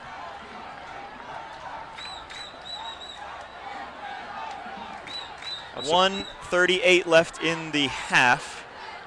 I am surprised Glendale High did not take a timeout right there. Yeah. Pressure. Okay, got a receiver open. Nice play. Can he get to the sticks? No, he is just short. Nice pitch and catch there. Are they giving him the first down? I think he was just short. They gave him the first down. They gave it to him. I thought he was short from our vantage point. That is a heck of a call for Hoover. 39-yard line, first down for Hoover. Clock is stopped as they move the chains. Well, they needed a break. Maybe the refs understood. All right, it's 1st and 10. Yeah, they have a chance. Heck of a play. And there's no one in the backfield except for the quarterback. He turns, looking, searching, throws. Nice throw to the tight end, to the big boy, dragging defenders near the 30-yard line. And AJ's saying spike the ball. You do not want to spike the ball. Yeah, they have they have 2 timeouts here. They have some time. There's no need to waste it down. And here comes the timeout. Timeout Hoover. So, where was this in the first quarter? Great question. You ever notice sometimes, I used to know this with Russell Wilson. Sometimes he would do nothing for 3 quarters. Then they go into the hurry up in the 4th, and suddenly he's out there like a god running around, right? Maybe they need to get into the hurry up. Let Francisco sling the ball around a little bit. No, Kirk, I'm a Raiders fan. So I've never seen godlike quarterbacks. Rich Gannon was maybe the last one. Yep. In the early 2000s. Yeah, Rich Gannon. Yeah. He got to the Super Bowl. He did. Yeah, he was good. He did. You know, actually, that 2002 Super Bowl is one of the first ones I actually saw. Okay. I don't. Yeah. Love it. Yeah. Yeah, it's hard being a Raider fan. It's hard being a Raider fan. I'm a Packers fan, so I can't really identify with your quarterback woes. I know nothing but glory for a long time. All right, well, let's see if he keeps it up. 2nd and 2. Jumped off sides. He might have free play. Unless it was a false start. Let's see what they call. I think it's penalty on Glendale High. Now, if it was on Glendale, so why don't you let Hoover have that play?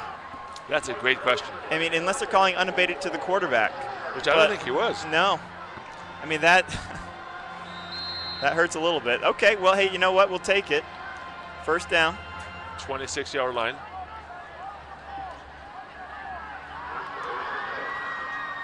AJ with the ball. Here comes the run. Oh, I do not like that play call. Yeah. I think that they were trying to catch him by surprise, and they figured, hey, we have a timeout to spare. They're not using it, though.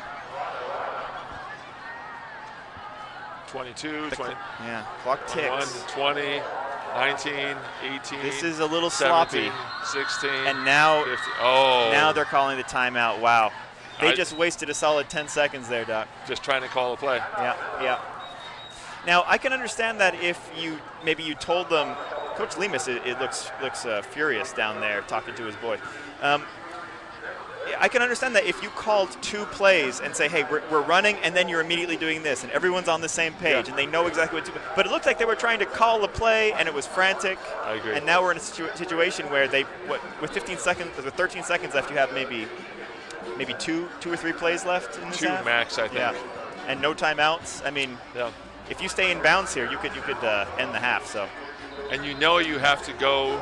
Glendale High knows that Hoover has to either throw it in the end zone or throw it to the sideline. Right. Because if you're Hoover, you do not have enough time. Correct. Now, I will say if they get a first down, the clock will stop briefly. True. Okay, it is 2nd and 9. Francisco takes the pass. He swings it out, and the receiver was not even looking. That's the running back at Ganian. And probably lucky that fell incomplete. Very. Because if he caught it, that was the end of the first half. Yeah. There's only 10 seconds to play in the first half. If you're Hoover, again, because both teams like to run the ball, you're not going to have many possessions. Right. So you got to throw it in the end zone right here. I agree. But are you willing to give up 3 to try to get 6 here? Because Glendale's thinking the same thing that you're thinking. I mean, Jack is a good kicker. Could he kick a 42-yard field goal? He could. All right, get out of bounds. Get out of bounds. He got the first down. Yeah, but he's not out of bounds, so they have to run up and spike the ball. What was he thinking? Let's see if they can spike it. The clock is stopped. I think Hoover is lined up. Let's see if they can do it. 4, 3, 2, 1. Nope. They will not get it off. Wow. That is just some tough clock management. AJ Francisco is agitated. His helmet is off. Is that AJ? Oh, no, that's number 12. That's Angelo Bailey. He is upset. Well, that will be how the first half ends, with the score Glendale Nitros 21, Hoover Tornadoes 3. And now we are going to enjoy some awesome band performances. I can't wait. I think I'm going to kick back, relax, and watch these things. Same. We'll see you guys at the start of the third quarter.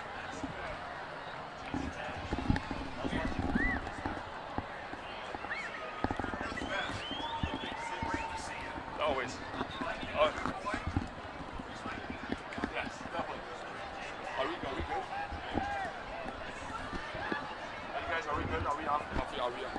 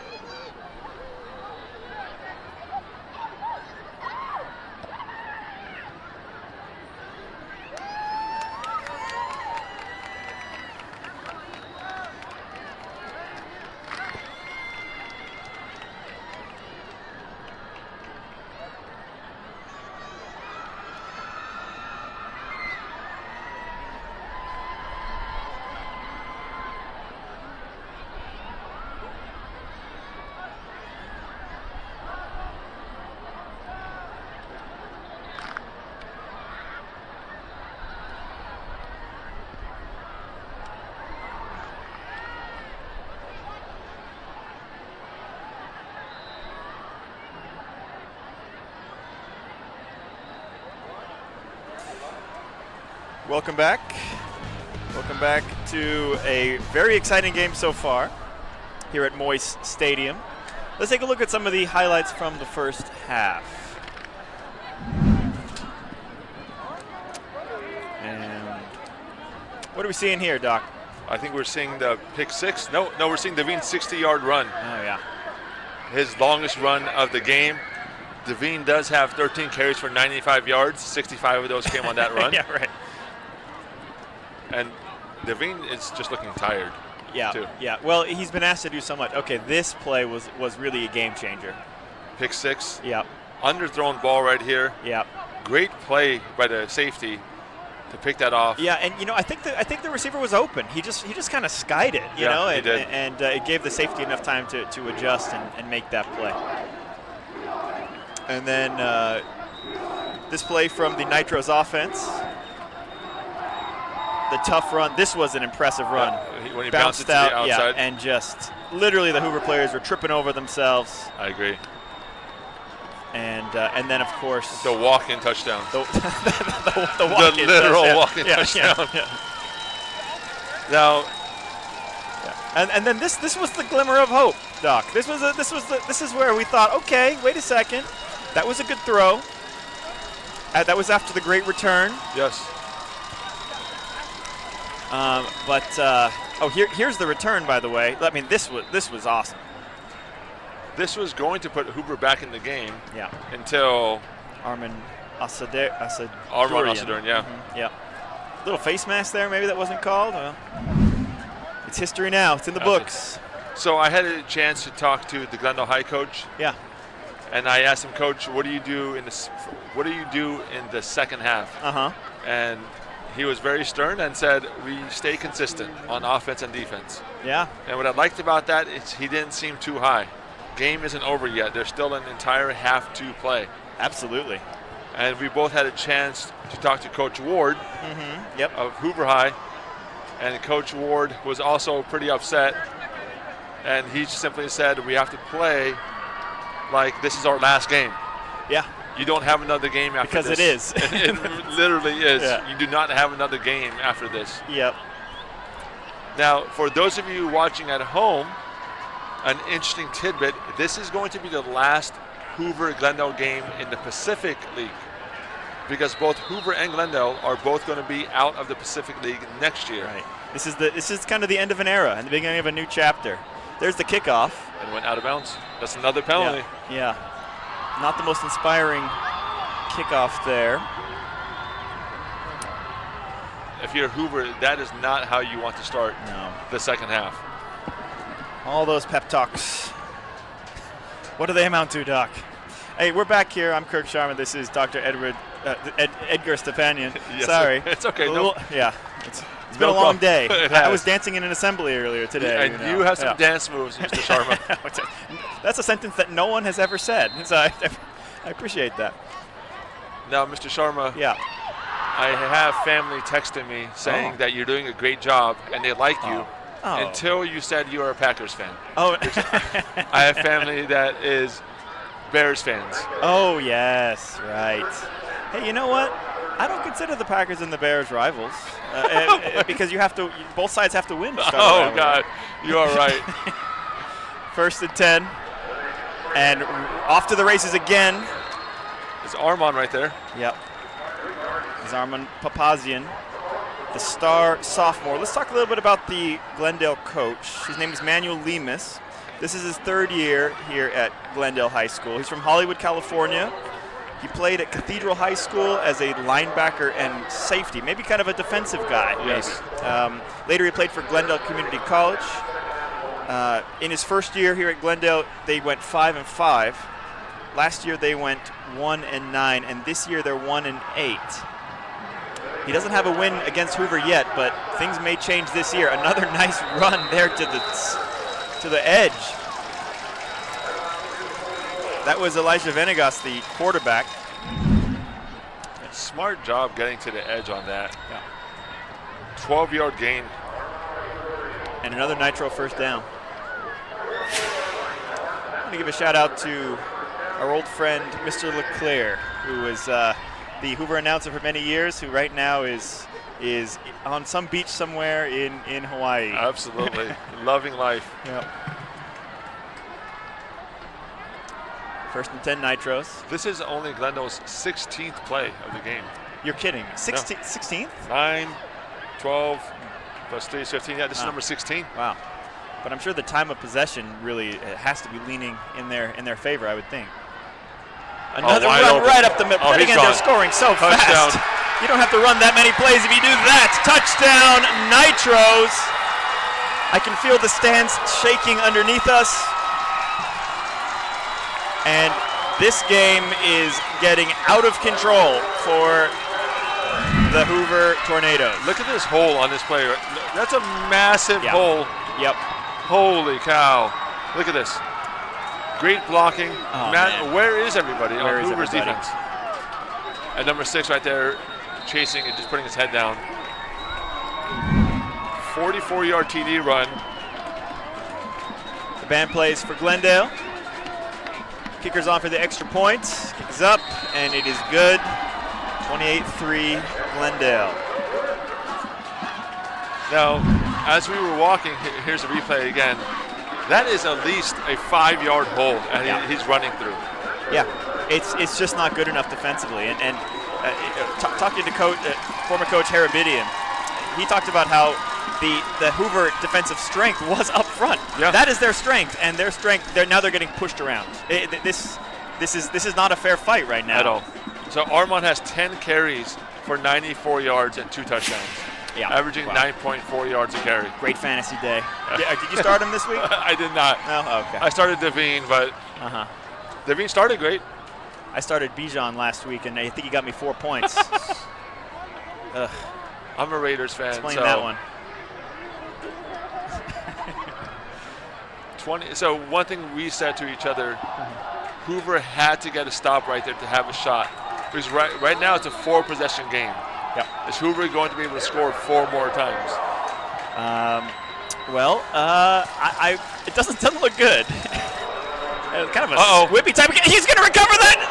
The ball is bouncing around like a pinball. And it's Glendale high ball. Glendale has it. That was a non-onside kick, onside kick. I've never seen anything like that before. I have not either.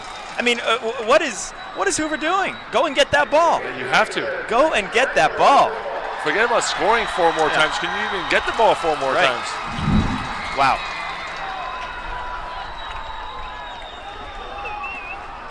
And here we go. Watch this. Yeah. So it was kind of a pooch little thing. I wonder if they saw a little hole in the return team, and you got to go get that. Yeah. Yeah. What are these guys waiting for? Glendale. Don't wait. Yep. You have to run. Great recovery. Great hustle. Yeah. So, you know who wants this game more right now? Looks like the Nitros to me. Absolutely.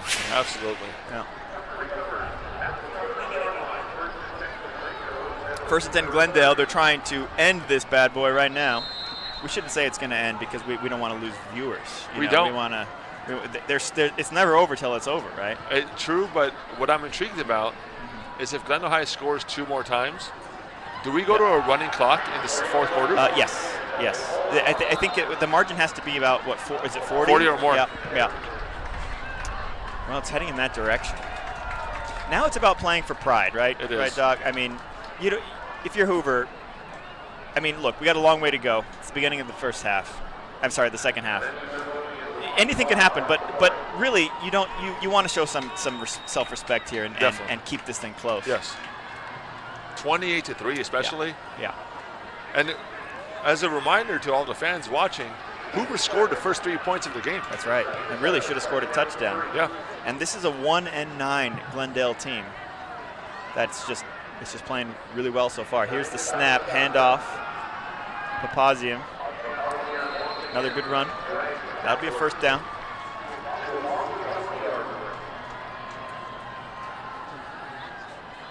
Did they give him they marked him short. Okay, it is. Yeah, they marked him 2 yards short. Yep. He does have 12 carries for 103 yards now. Wow. Okay, 2nd and 1, maybe 1. So Glendale lost last year's game 35-0. I'm sorry, 3rd and 1. Third I and apologize. No problem. Yeah. Glendale lost last year's game 35-0. 2 years ago they lost 44-14. Yeah. And they are out for revenge. Certainly looks that way. And one of the keys to the game, you said to reflect on that, is you want to have good defense there.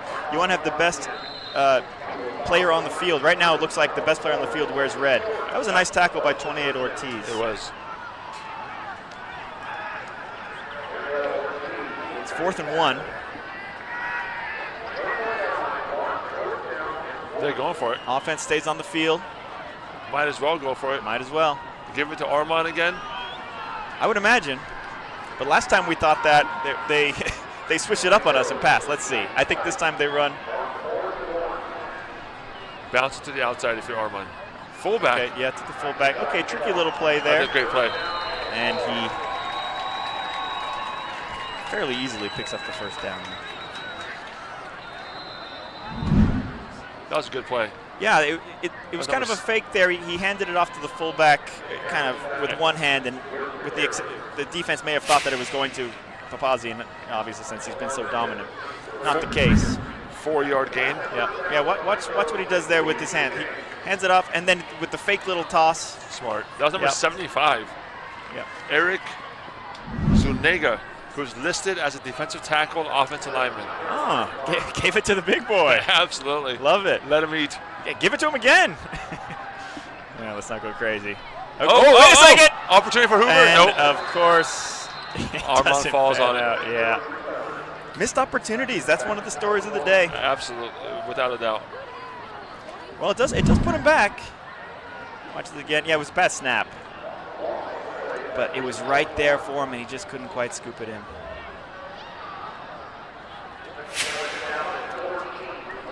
Second and 13. Chance for the Tornadoes to get a stop here. if you're Glendale High right now, you use every second of that play clock. Sure. Yeah, because Hoover has to score 4 times in the next 20 minutes. Yeah. Sure, absolutely. Yep. Okay, back to throw. Oh, nice pass. Yeah, well done. Caught by number 19. That's Arlen Ivesian. I feel like I'm just nailing the pronunciations today. You're doing a great job. 3rd down. It's 3rd and 8. Here we go, big play.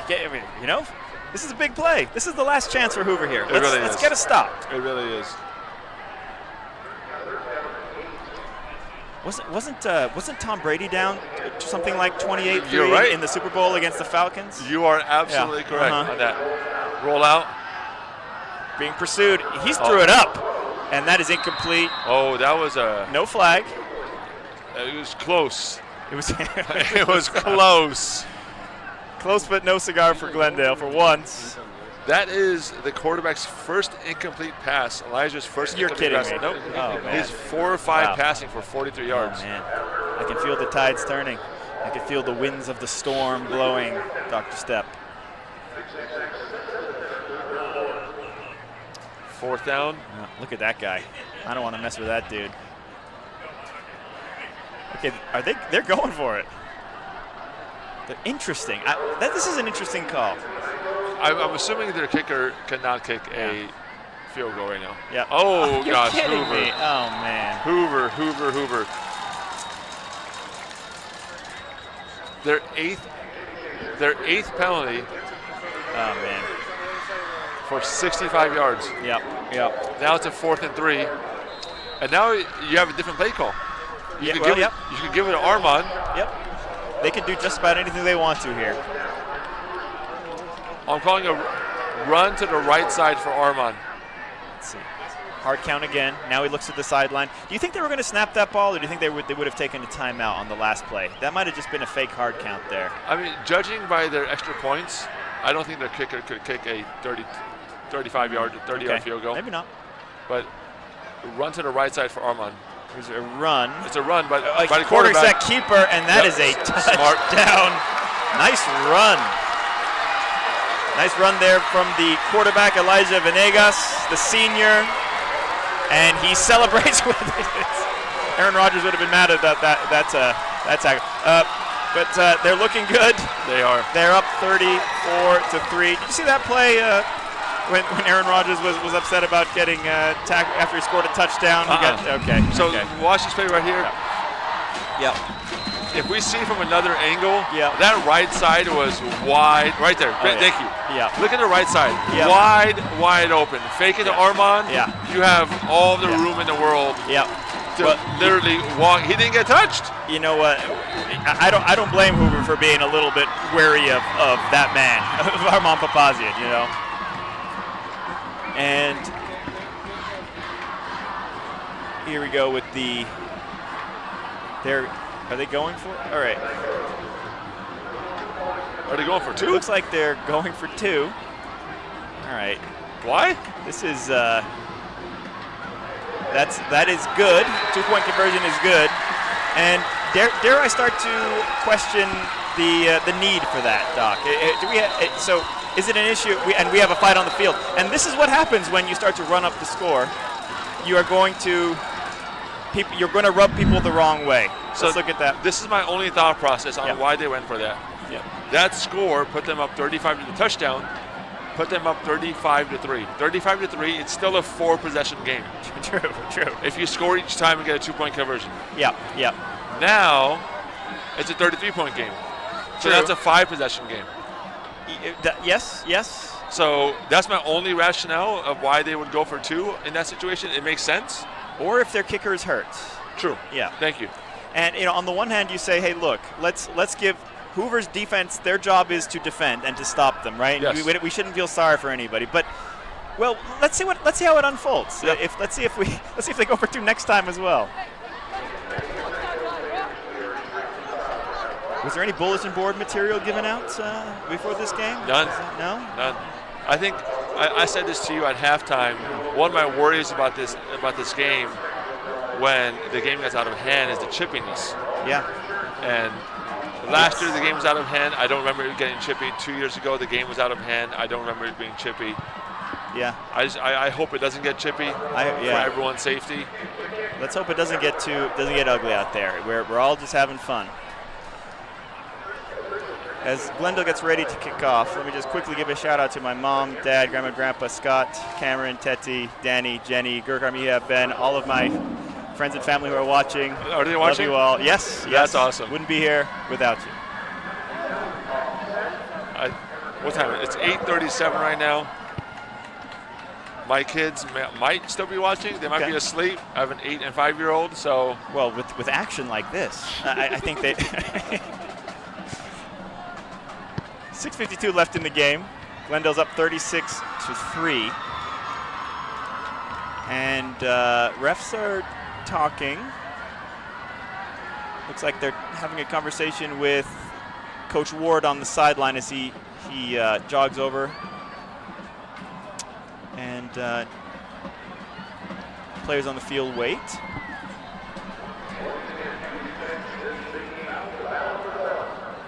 There's Coach Ward. Another long day at the office. It is.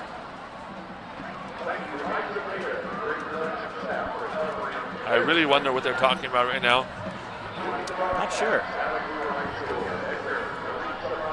They are talking to, they're not talking to Coach Ward. They're talking to the team photographer. Oh. The gentleman with the hat is a team photographer. Oh, I see. He takes incredible photos. Too incredible, in fact. Yeah. Maybe he's getting a little too close. Let's see. Is he going to make a communication with us here? Or are we just going to blow ready to play? Maybe just telling him, maybe some words were exchanged, or. Yep. All right, now ready. You mentioned this, Hoover. Now you're playing for pride. That's right. Because they haven't touched the ball yet.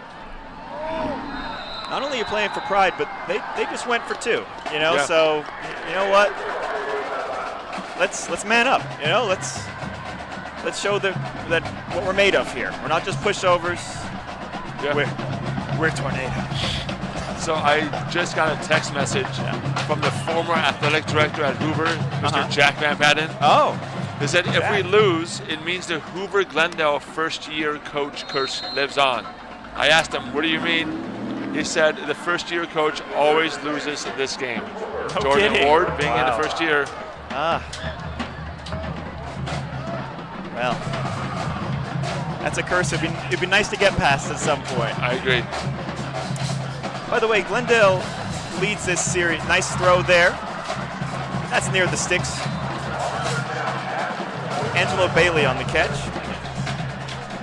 And they're starting to move. What I was going to say is that a little bit of history. The Victory Bell was donated in the 1950-51 season. The first game of this series was actually back in 1930.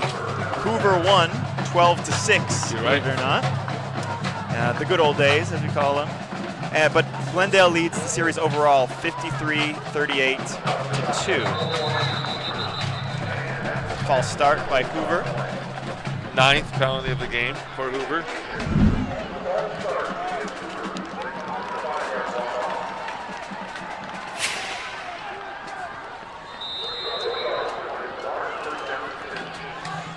Let's circle back to your keys to victory. How are they panning out?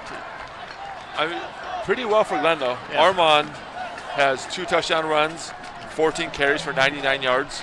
Yep.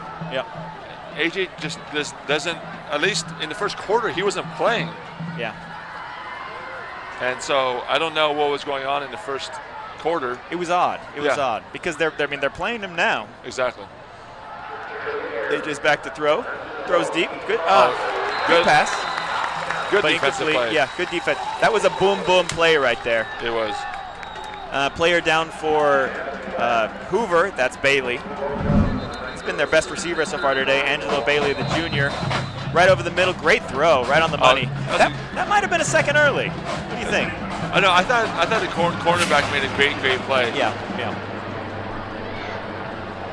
And medical staff is on the field to attend to Angelo Bailey. I know they can't show any injured players. Yeah. So we take a break in the action. Glendale leads the overall series 53 to 38. To 38, Yeah. and they're having 2 ties. The last tie was in 1944, 0-0. I wonder if they just went to one overtime period back in those days, and then just called it quits. I wonder. Now, what were the overtime rules in 1944? You know, Glendale and Hoover used to play their games at the Rose Bowl. Back in the day. Yeah. There was a game I read. I think 25,000 people came out to see the Hoover. Is that plausible? I'm not sure. I'm pretty sure I read that. Yeah. Now, what I'm intrigued about, I mentioned one thing, that this is the last game that Glendale and Hoover will play in the Pacific League. Next year, when they are in a more competitive league, this game will likely have a lot more on the line. Maybe a league championship, maybe a playoff spot. So and right now they're playing for pride. They're not playing for a playoff spot, but next year, I hope that both teams are competing for a playoff spot. You win, you go home. You lose, you go home. You win, you go to the playoffs. Or imagine if a league championship was on the line in this game.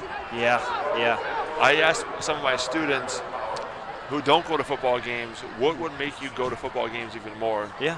And they said, well, if we won more. That makes sense. And that makes sense. Yeah, let's get Hoover playing, and Glendale as well for that matter, in against Pierce, in competitive games where they can win and they really have a chance. I agree. 2nd and 15. Quick pass. Go forward. Good play. There's a flag on the play. That might have been a late hit out of bounds. Let's see what the flag is against the sideline. I like this high percentage type of throw. Let your playmakers go out there and try to do something. That's what they did.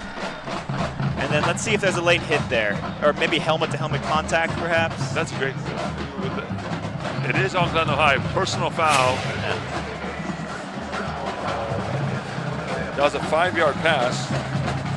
Plus the penalty. Hoover's in business.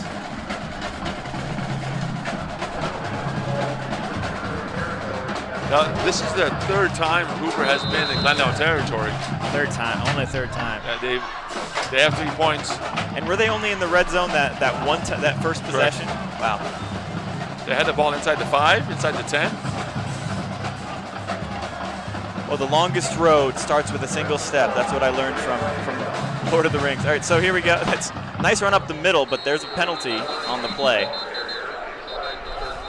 7-yard gain. Let's see what the penalty is. I think they're going to bring it back. Looks like it's a holding. It is indeed holding on the offense.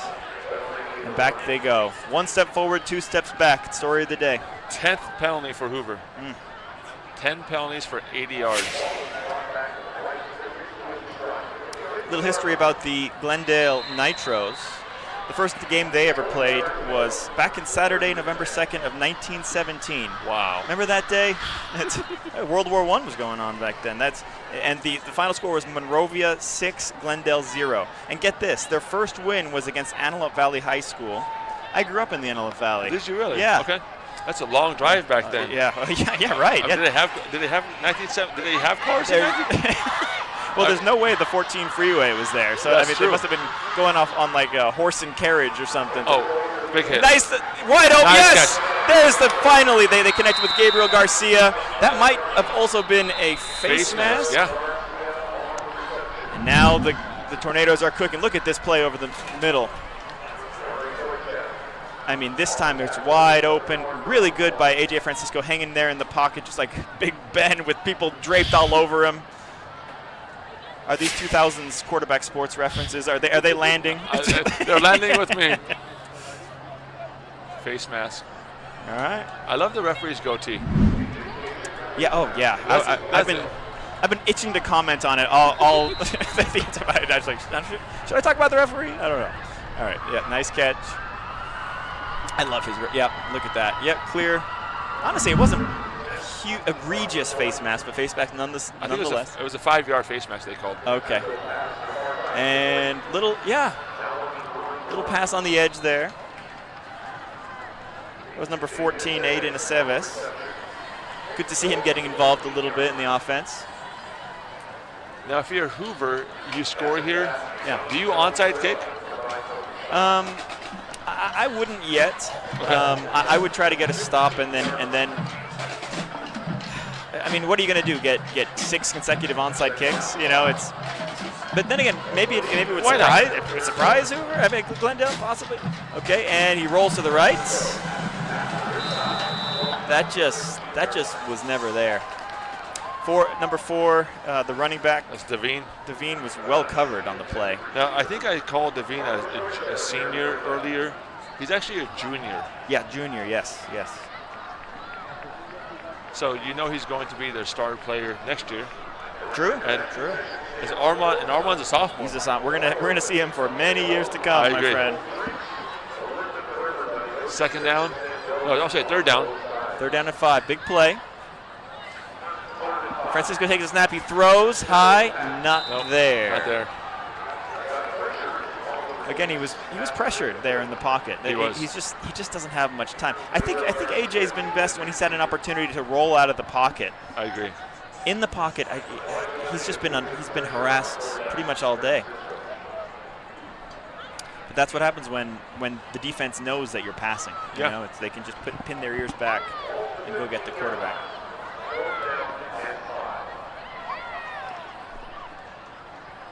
What do you do? As a reminder, you have Devine, so you don't necessarily have to pass the ball on that third down play. We do have a timeout on the field. It's a timeout, Hoover. Yep. All righty. Well, 36-3. We got a 4th and 5 coming up. Let's see what happens.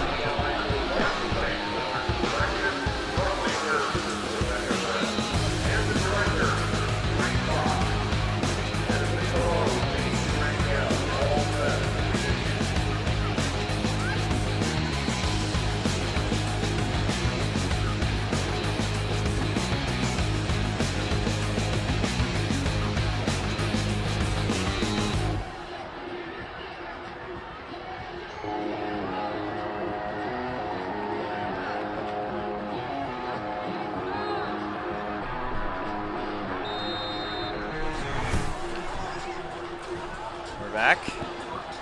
4th and 5 for Hoover. AJ Francisco takes the ball, throws it up.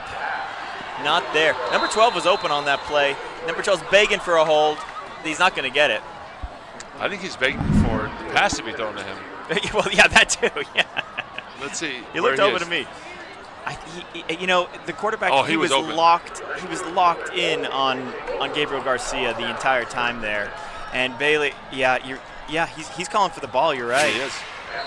And I don't blame him. He ran a post pattern right there, a short post pattern. Yeah. And he had the corner beat. Yeah. But I think AJ was set on giving it to Gabe. And the safety was also leaning towards Gabe. A pump fake towards Gabe. Now suddenly you've got a guy wide open in the middle of the field. We should get in there. I guess easy for us to say. Exactly. Yeah? Glendale High seems confused right now, but at what point does Glendale High start thinking about how are we going to dump the Gatorade on our coach?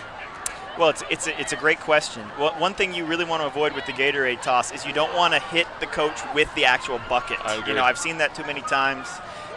You can give a guy a concussion. That was a lateral pass. They're throwing downfield. They're looking to run up the score, and they're going to do it.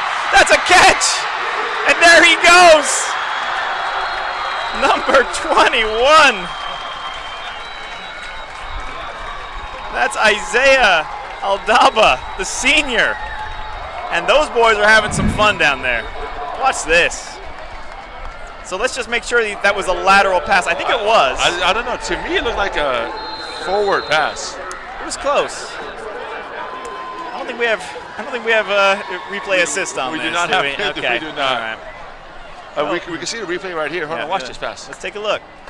So he's right there on the 10. And yeah, that was a backwards pass. Okay. Yes. Yeah. And that was a great pass by number 12. Great pass. Yeah. I mean, if you're Glendale, are you trying to number 19. I mean, this is getting ugly, folks. That was a hurt Hoover player. Okay. That was a 17-yard gain. And the Nitros are just tearing their way down the field. Dare I say their offense is explosive. No one's ever thought of that before. With 36 points. Yeah.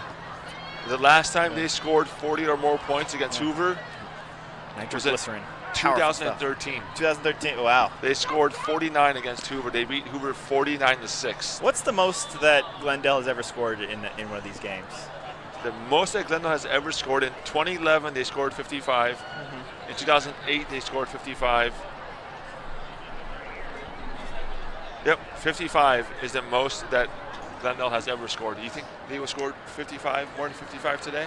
Yeah, it's looking like it. It is. I mean, the Hoover defense is not showing much signs of resistance right now. By the way, this could be a serious injury. I don't want to make light of the situation.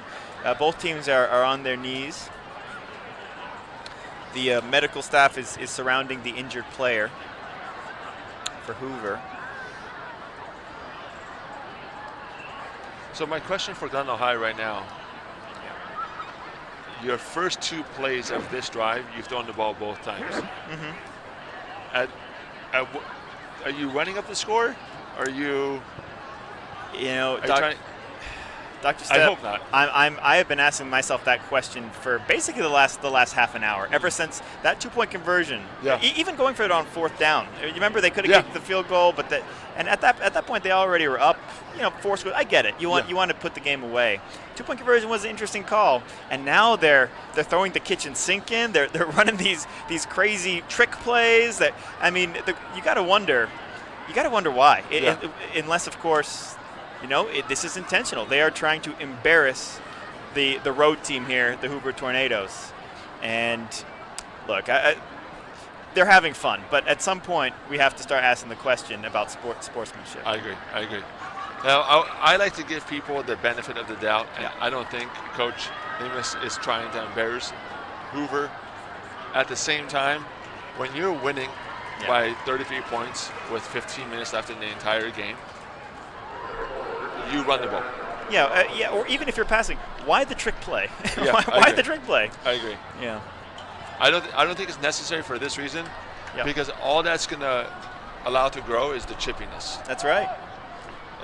You win with class, you lose with class. That's right. But you know what Jordan Ward would probably say, what Coach Ward would probably say for Hoover? He would probably say, you know what, bring it on. Our job is to stop them, right? I agree. All right, back to work for Glendale. You ask for a run, you get a run. And there's Armand. Nice pop to that run.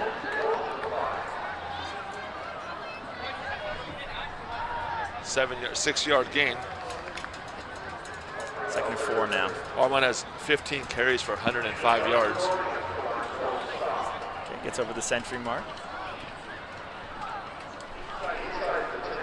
A lot of these stats I've been quoting to has been from Pat Lancaster. Yes. Yeah. The big game historian. So I got to give a shout out to him. He's been making this a much enriched experience. Walk-in touchdown again. Yeah, nice little spin there at the end, and that's a late hit by number 0. But you know what? People are frustrated. It's a touchdown. Fire up the band. Nitros. That's Elijah's 3rd touchdown run in 6 carries. And again, he bounces it to the outside. Yep. It was just a little option play, I think. Here we go. Here's a replay again. Yeah. Fake. Bounce it outside. Yeah. Oh, look at that hole. Yeah. That hole for him to run, that space that he had to run in, was bigger than the previous space Armand ran in for that touchdown earlier. You're absolutely right. So they're going for 2 again. Going for 2. Why not? My assumption is their kicker. Their kicker must be hurt, surely.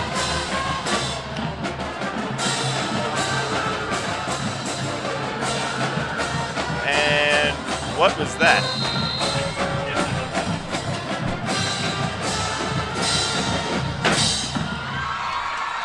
little bit confused about what that was. Did you see that? I have no idea what that was. That almost looked like an aborted snap, or did he spike the ball? Let's see. Oh, he didn't know the ball was coming. No, he didn't know the ball was coming. Yeah. Early snap. Yeah. For a second, I thought that Glendale might have spiked the ball just, you know what, to say, hey, we're not going to score the extra point because of sportsmanship. But no, they finally made a mistake today. Could this be the beginning of a comeback?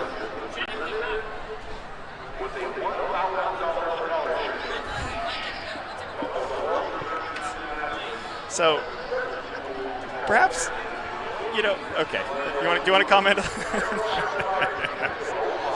Okay, we're just having fun out here in the booth, ladies and gentlemen. For everyone who's still watching at home, thank you for joining us tonight. There's still plenty of time left, but thank you for joining us on this journey. A little squib kick here. Oh, gosh. Covered by Glendale. Wow. I'm getting too old for this. When it rains, we don't see much rain in Southern California.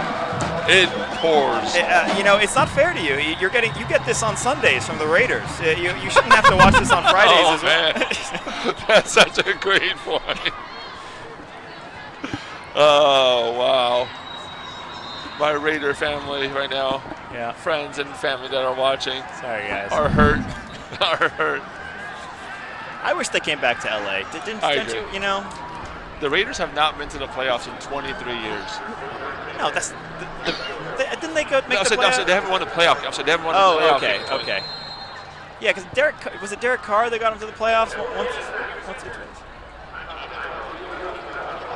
Okay, so. I'm sorry, they haven't won a playoff game in 23 years. I see. They went to the playoffs agained the Bengals several years back when they had Derek Carr. And Derek Carr was injured in the last game of the season because they were ahead and trying to pass the ball. And he got hurt on a pass at the Oakland Coliseum. And I remember seeing a highlight of Mark Davis saying, "Why are we passing?" So Glendale, why are you passing? You're up 42-3. Fair question. I hope, for everyone's sake, that Glendale does not pass the ball again. Well, we will have a running clock in the fourth. At this point, Glendale. Well, oh wait, do they have to be up by 40? So maybe they need to score 2 more points. How about a little safety from Okay. Refs confer.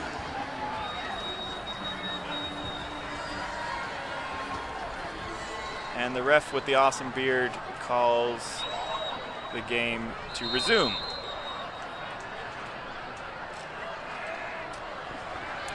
Whoa, why are you passing? Quarterback to throw. Oh, that's going to be pass interference. And that is taunting right there. That's going to be another flag. See, this is why I say don't pass. Yeah. You are Coach, you are just creating this atmosphere if you do that. Yeah. At some point, you have to. If you're Coach Lemus, you have to understand you've won the game, and what you're doing right now, the players are picking up on that. Yeah. This. What are we trying to do here? What are we trying to accomplish? Yes, it was pass interference, and then that's textbook taunting. Yeah. And the players down. If you're Coach Lemus, number 10 doesn't see the field again. I would agree. I completely. In fact, I would. Okay. Well, now again, there is an injury on the field.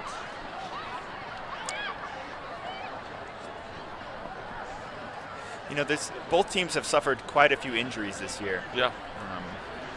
And you have to wonder about the health of this Herbert Hoover team.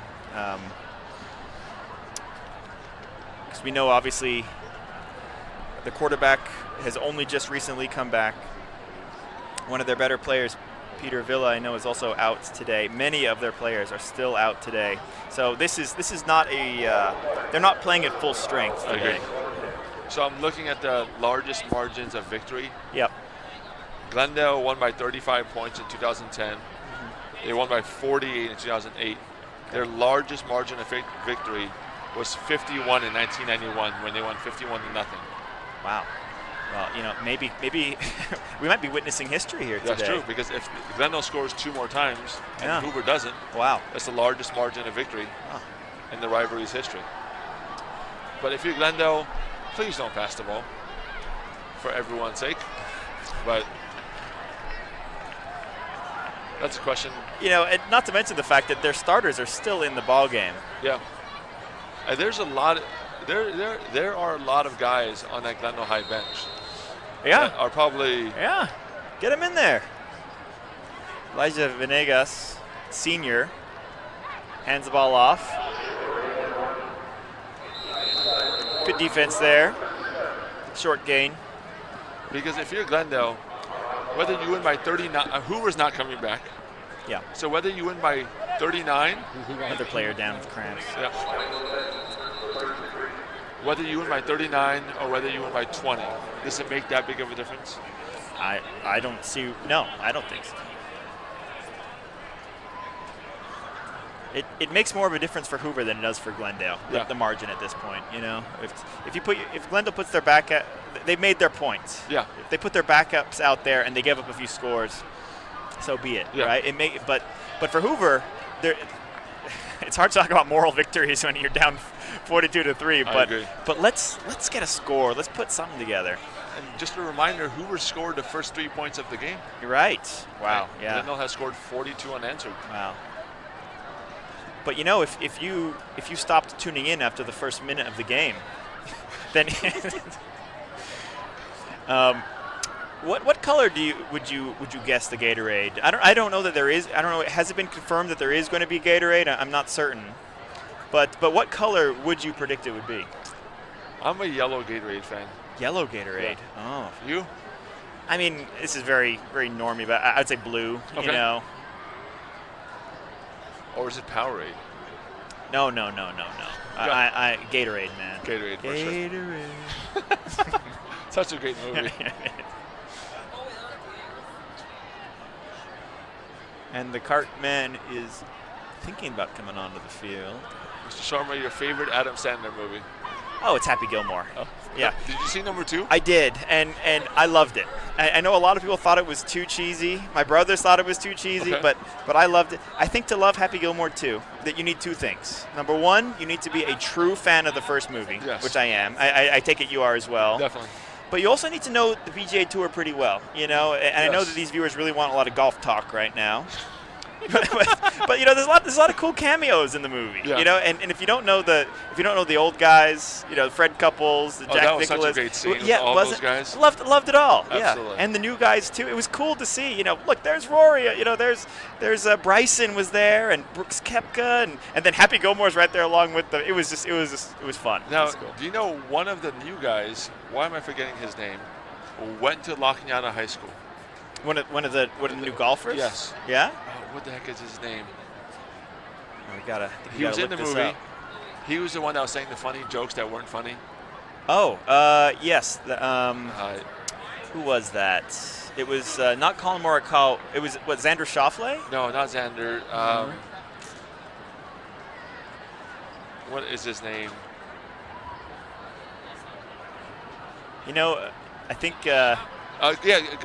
Bill Leclerc would know this. Colin Morikawa. It was Colin Morikawa. Yeah, Oh, he really? Went to La Cañada High School. No kidding. Mr. Van Patten disagrees with you. Uh-huh. Waterboy was better, he said. Waterboy. Hey, no shade to Waterboy. Waterboy was great. I'm not about to do a Bobby Boucher reference. I'll let you take that. I'll let you take that one. The Bobby Boucher impression. I know if Coach Van Patten were here, he would. Best golf movie? Caddyshack, he says. Oh, that's a movie for the old guys. So for all the fans, maybe you want to comment on the YouTube link. Let's make a poll, huh? Caddyshack or Happy Gilmore? Okay. I want to see those comments. Caddyshack or Happy Gilmore? I've never seen Caddyshack. It's worth a watch. Is it? Yeah, sure. Is it good? Yeah, yes, it's good. Yeah, to me, it's just not Happy Gilmore, but it's good. There's a pause. Yeah. There was a pause yes. there. No, it's good. Do you have a favorite golfer? You know, I grew up loving. You know who I grew up loving? Payne Stewart. Oh wow, okay. You know Payne Yeah, Stewart? definitely. He was dressed in his. He wore like the traditional golf outfit with the stocking. When he won in '99 the U.S. Open at Pinehurst, #2. That I'll never forget that. And then he died tragically not long after that. There's a screen pass because why not stick to the air, huh, Doc? 14-yard gain.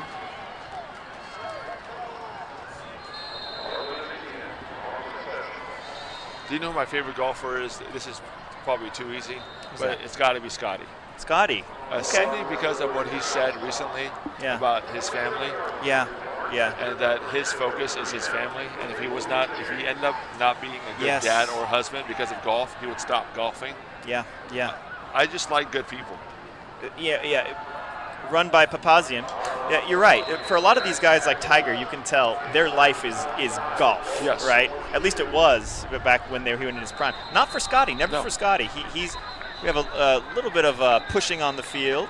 Refs are in charge of it. The teams have been separated. But yeah, Scotty Scheffler, a great guy. Also a not a felon, I wouldn't say. What did you think of that? Did you follow that when he? I did. Yeah. There was a penalty on that play. Yeah. But what I love what he said is after he won one of his majors, he said, we celebrated, then we realized where are we going to go eat. Yeah. And he just seemed like a normal dude. Normal guy. Who is excited about his wife. Yep. And his family. You're right. And that's why I'm a big fan of Steph Curry. Yeah. Clayton Kershaw reminds me of that kind of guy as well. Exactly. Just good dudes. Yep. It's 1st and 10 for Glendale. Man in motion. Quarterback takes the snap, handoff, running, big hole. 13-yard touchdown. That is a touchdown. Flag down. I think they're going to bring it back for holding.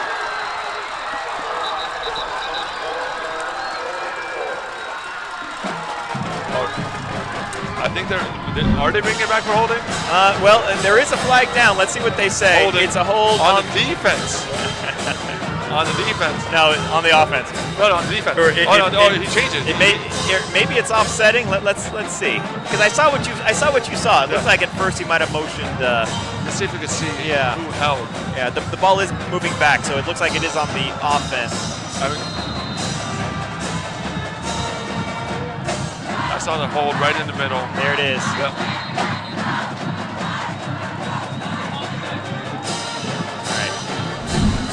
Now, after this play, I have an interesting story to tell you about referees. I can't wait. The band continues to play. Someone should wave them off, I would imagine, right? Yeah. Here's the snap. Let's throw it up. Oh, wide open.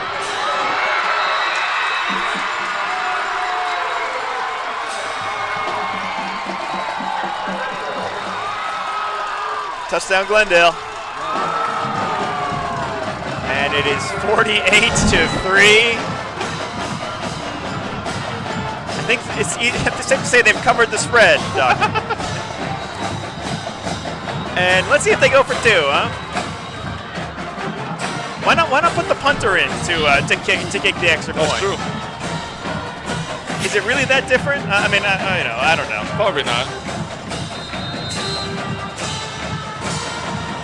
So we have time for me to say this. I was covering, before I was a teacher, I was a sports writer, and I was covering a CIF playoff game. They are going to try an extra point now. Okay.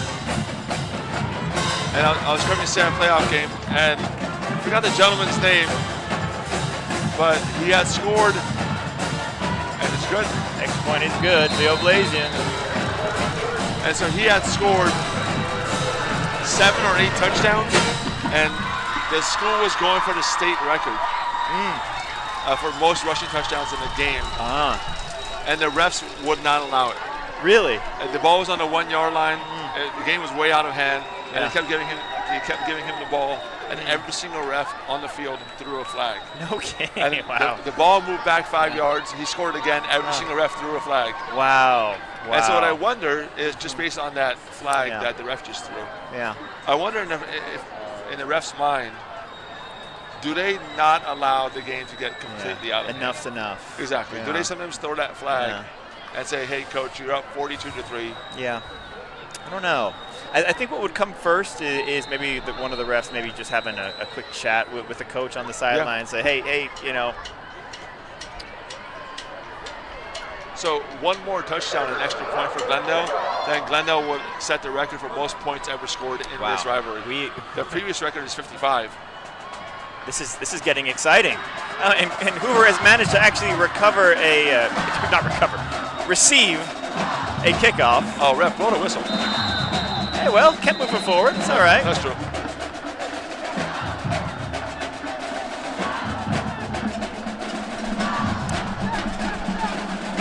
First and 10, Hoover. So does Glendale High put in their subs in the fourth quarter? I mean, why wouldn't they? Why wouldn't they? Yeah. But we shall see.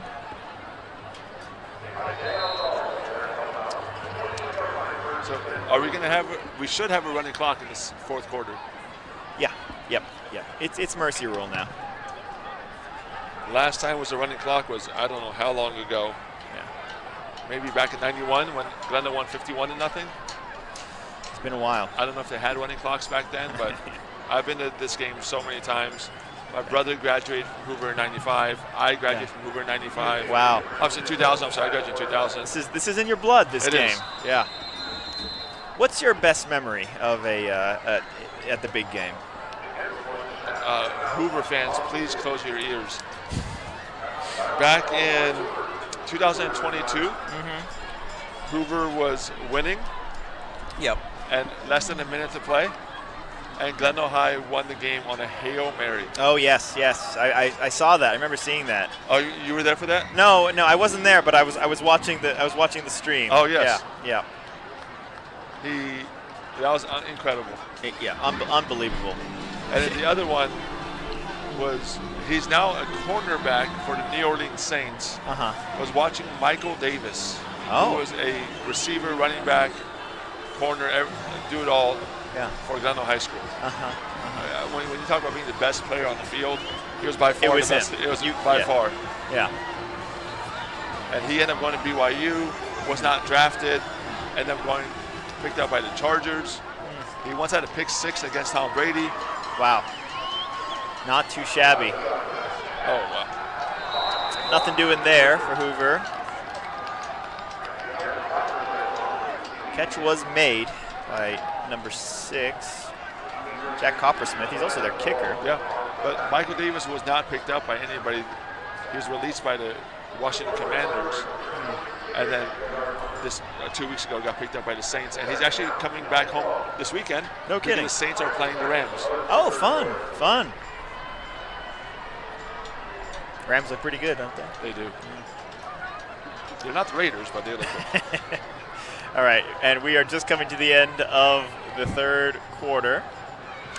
And as we get ready for the fourth, there are so many unanswered questions. What will the final score be?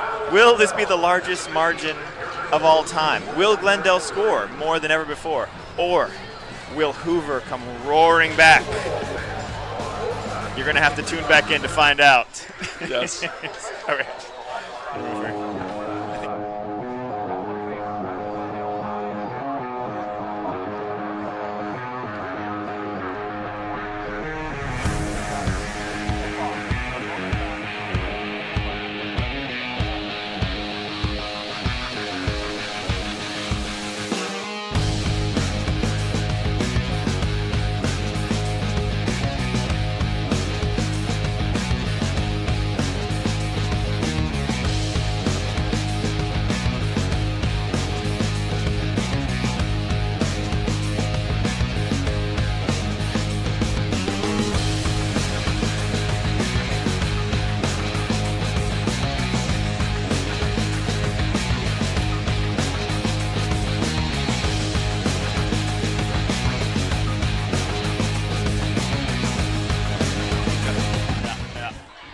And we're back. Those of you who have been sticking with us this whole time, thank you for sticking with us. Stick with us for 12 more minutes. because it is a running clock. The ref just started the clock. We'll get through this together. We will. All right. Flag down. Okay. All right.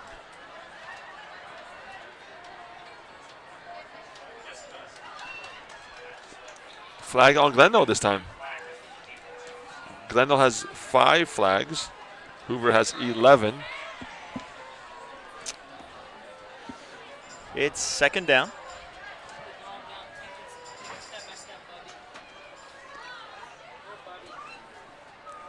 About 7 or 8. A lot of the Hoover fans are still here. Yeah. Francisco throws the ball away. 3rd and 7.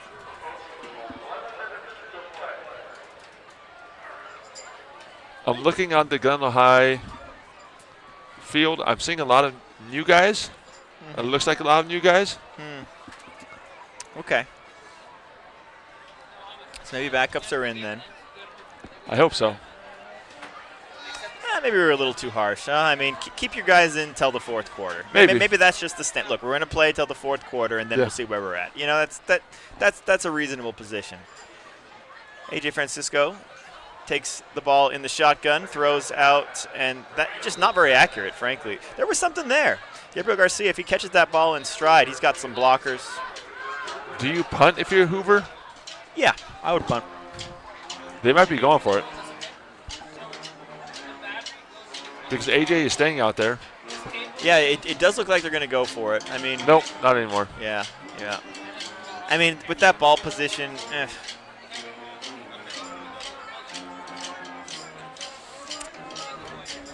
I'm really intrigued to see if Glendale scores again.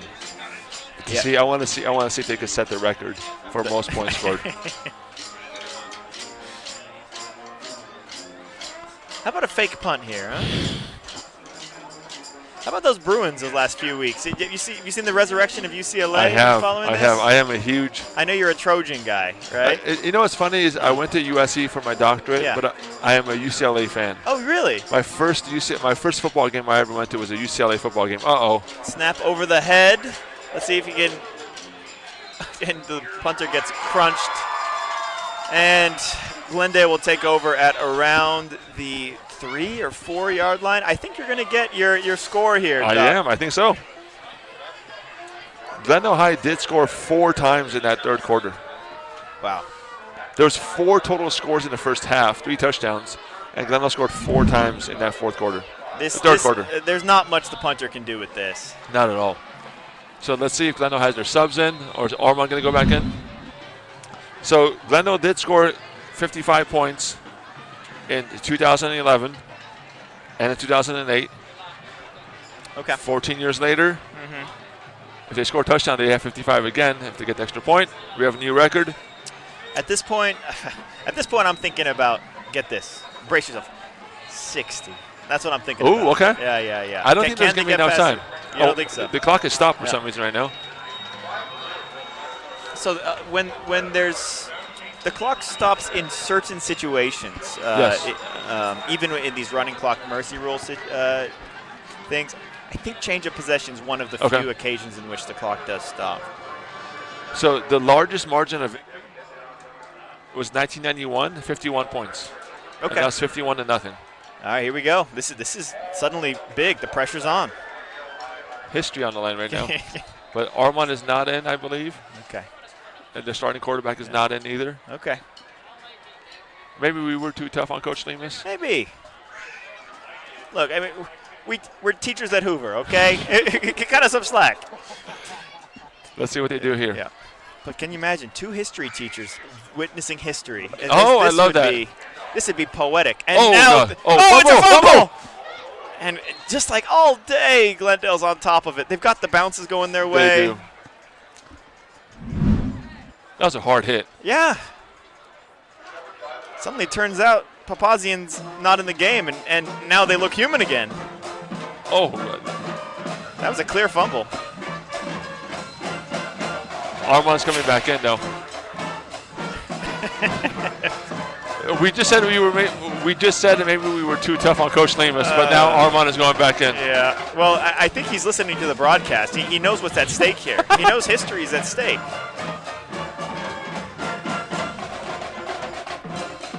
So Elijah's out of the game, but Armand is in. Okay.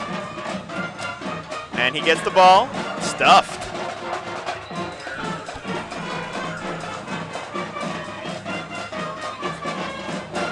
It's going to be 3rd and goal from the 8. Do you go for it on 4th down? Yeah, we're talking about history here, Doc. We are. History. Yes, I go for it on 4th down. See, I know Mr. Lancaster, who put together the program, the historical program, is on the sideline. I wonder if he told the coach. The record is 55. Oh, you're right. He may have. He may have. Out of curiosity, what's the biggest Hoover win in this series ever? Before you look, let's take a guess. Oh, man. Take a guess. I'm going to say around. Well, I know they won 35-0 last year. Okay, here's I'm going to say it's around 42, and it's a fake and a big hit. I want to say the biggest Hoover victory in this rivalry, 1999. It was in 1990. That's Alan Josh Corwin, by the way. Quarterback and punter are the two positions he's listed at.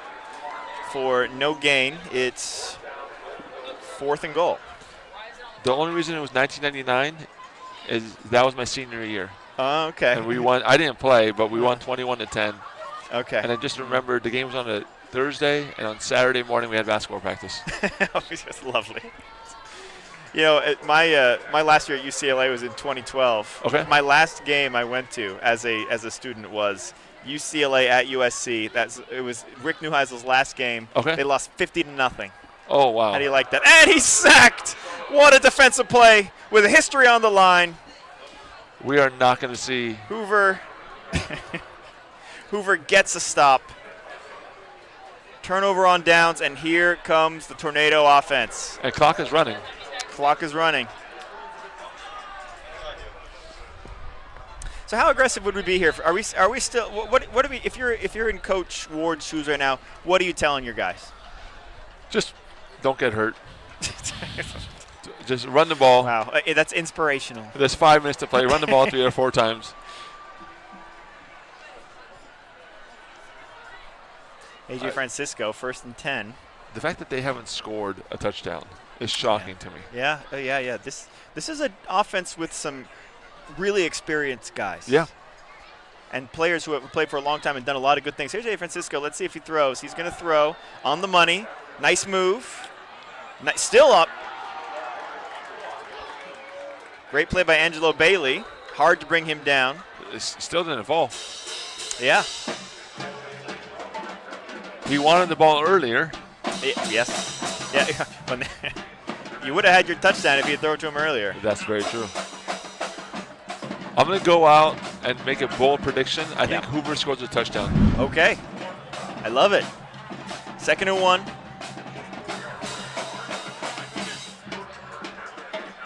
4:40 to play.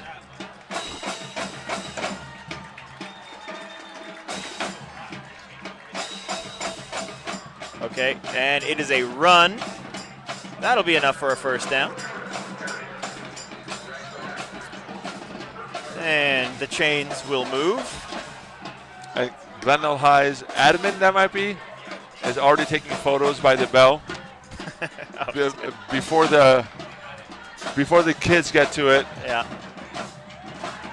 Game's not over till the last whistle, Doc. They are who we thought they were. We let them off the hook.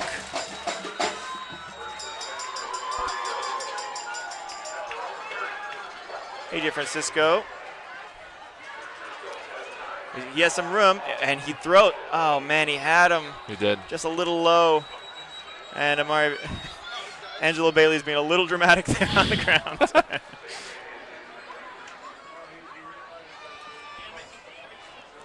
I asked the kids today in front of the entire school, I asked AJ, do you have a prediction? Yeah. He said 67-0. 67-0. And wow. I said 6-7?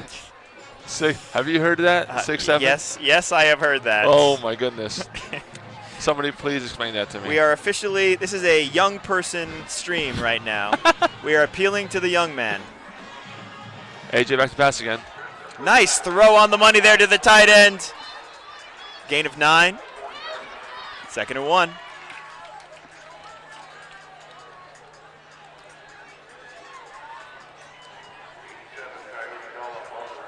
Beautiful though, there. Beautiful throw, huh? Yeah. Not bad.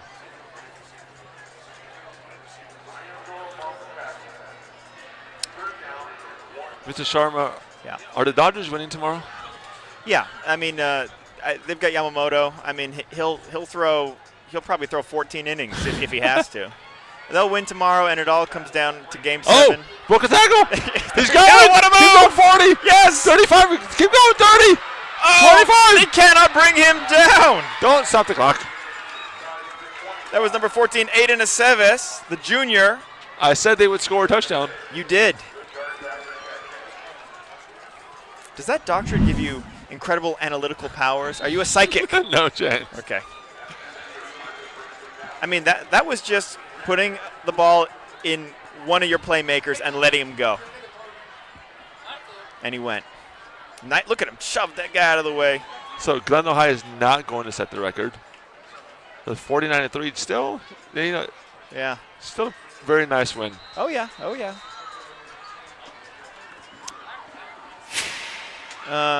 We have substitutions on the field. Timeout Glendale. I think Glendale just put their starters back in. Is that what happened? I think so. I wasn't, because obviously they were doing a big time change there. I wasn't sure what it was. Yeah. You might be right. I think they put their starters back in. They do not want to give up a touchdown. Well, good for them. Make Hoover earn it. Yeah. I like that. I like that. Because Hoover starters are in. Yeah, right. That's fair.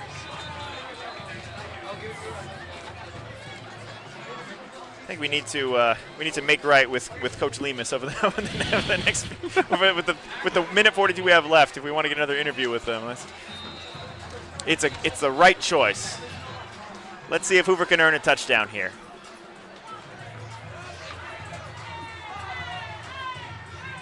Adrian Cisco's back to pass. Has a man. Nice catch. That's Coppersmith. Jack Coppersmith. Second down. Second and short. And that is a penalty flag down. What is the flag? Let's see what they say.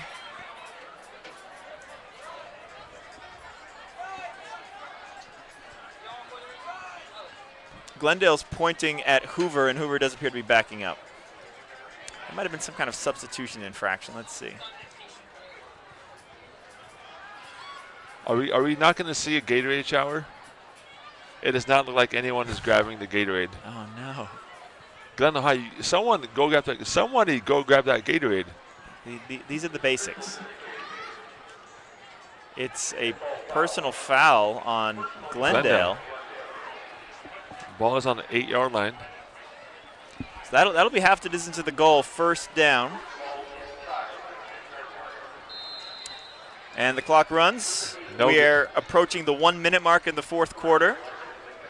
We just had a camera shot at the Gatorade, and no one is close to it. Somebody on the Glendale High sideline, go get it. Gatorade. All right, AJ Francisco. I don't love the read. Tick, tick, tick, tick, tick, tick. Tick, tick, tick, tick. Were you, Chris? They're getting the Gatorade. There it is. Finally, about time, gentlemen. Yeah. We're making it too obvious. We're making it too obvious, gentlemen. How are they doing? Are they? Okay, yep. Okay, too obvious, gentlemen. Can we see the color? Can we get a sneak peek on the color? Too obvious, gentlemen. Okay. Here they go. The moment we've all been waiting for, ladies and gentlemen. What's going to happen first, the Gatorade or the touchdown? It's going to be the touchdown! Touchdown, Hoover! All right. That's an 8-yard touchdown. great play. That was by number 14, Aiden Aceves. And there's the Gatorade shower. There's the touchdown came first, and then the Gatorade shower. What a finish to the game. The clocks have struck 0. I guess they're not going to bother with the extra point because Glendale is on the field. That's the end of the game. That was AJ, the number 14? Yeah, number 14, Aiden Aceves, who had a couple of great plays there. Hey, partner, it's been really fun doing this with you. It has. I've enjoyed it so much. It has. Yeah. It has, Mr. Sharma. Yeah, now they give handshakes. What are your takeaways from this game? I'm shocked. Yeah. The pure domination. Yeah, there's Dr. Spurley looking Well, glum. so the coaches are upset with the Glendale High coaches, I think understandably. Yeah. Elation for the Nitros. If you look in the center, one of the Hoover coaches is not happy with the Glendale High coach. Well, days like this happen, and this is how you build character. Yep. There'll be another season. They're going to be in a new league next year. And I got to say, for the first year for Coach Ward, there's a lot of great things to build on. There's the Glendale players. That is going to get a new, shiny paint job, It I would sure imagine. is. What is your takeaway from this game? My takeaway is that, Glendale played a really great game with a really great running back. Their offense was balanced. Their defense put pressure on the quarterback. I think from Hoover's perspective, they were one-dimensional. And they just could never develop rhythm because every time they were starting to move forward, there was that penalty that moved them back. If you do this game 10 times in a row, I don't think this is the final score. The Glendale fans chant, "Who's your daddy?" And today the daddy. The celebration 3 years in the making. And for all of you who joined us, thank you, Mr. Sharma. Thank you. It's been a pleasure. Absolute pleasure. Thank you. Good night.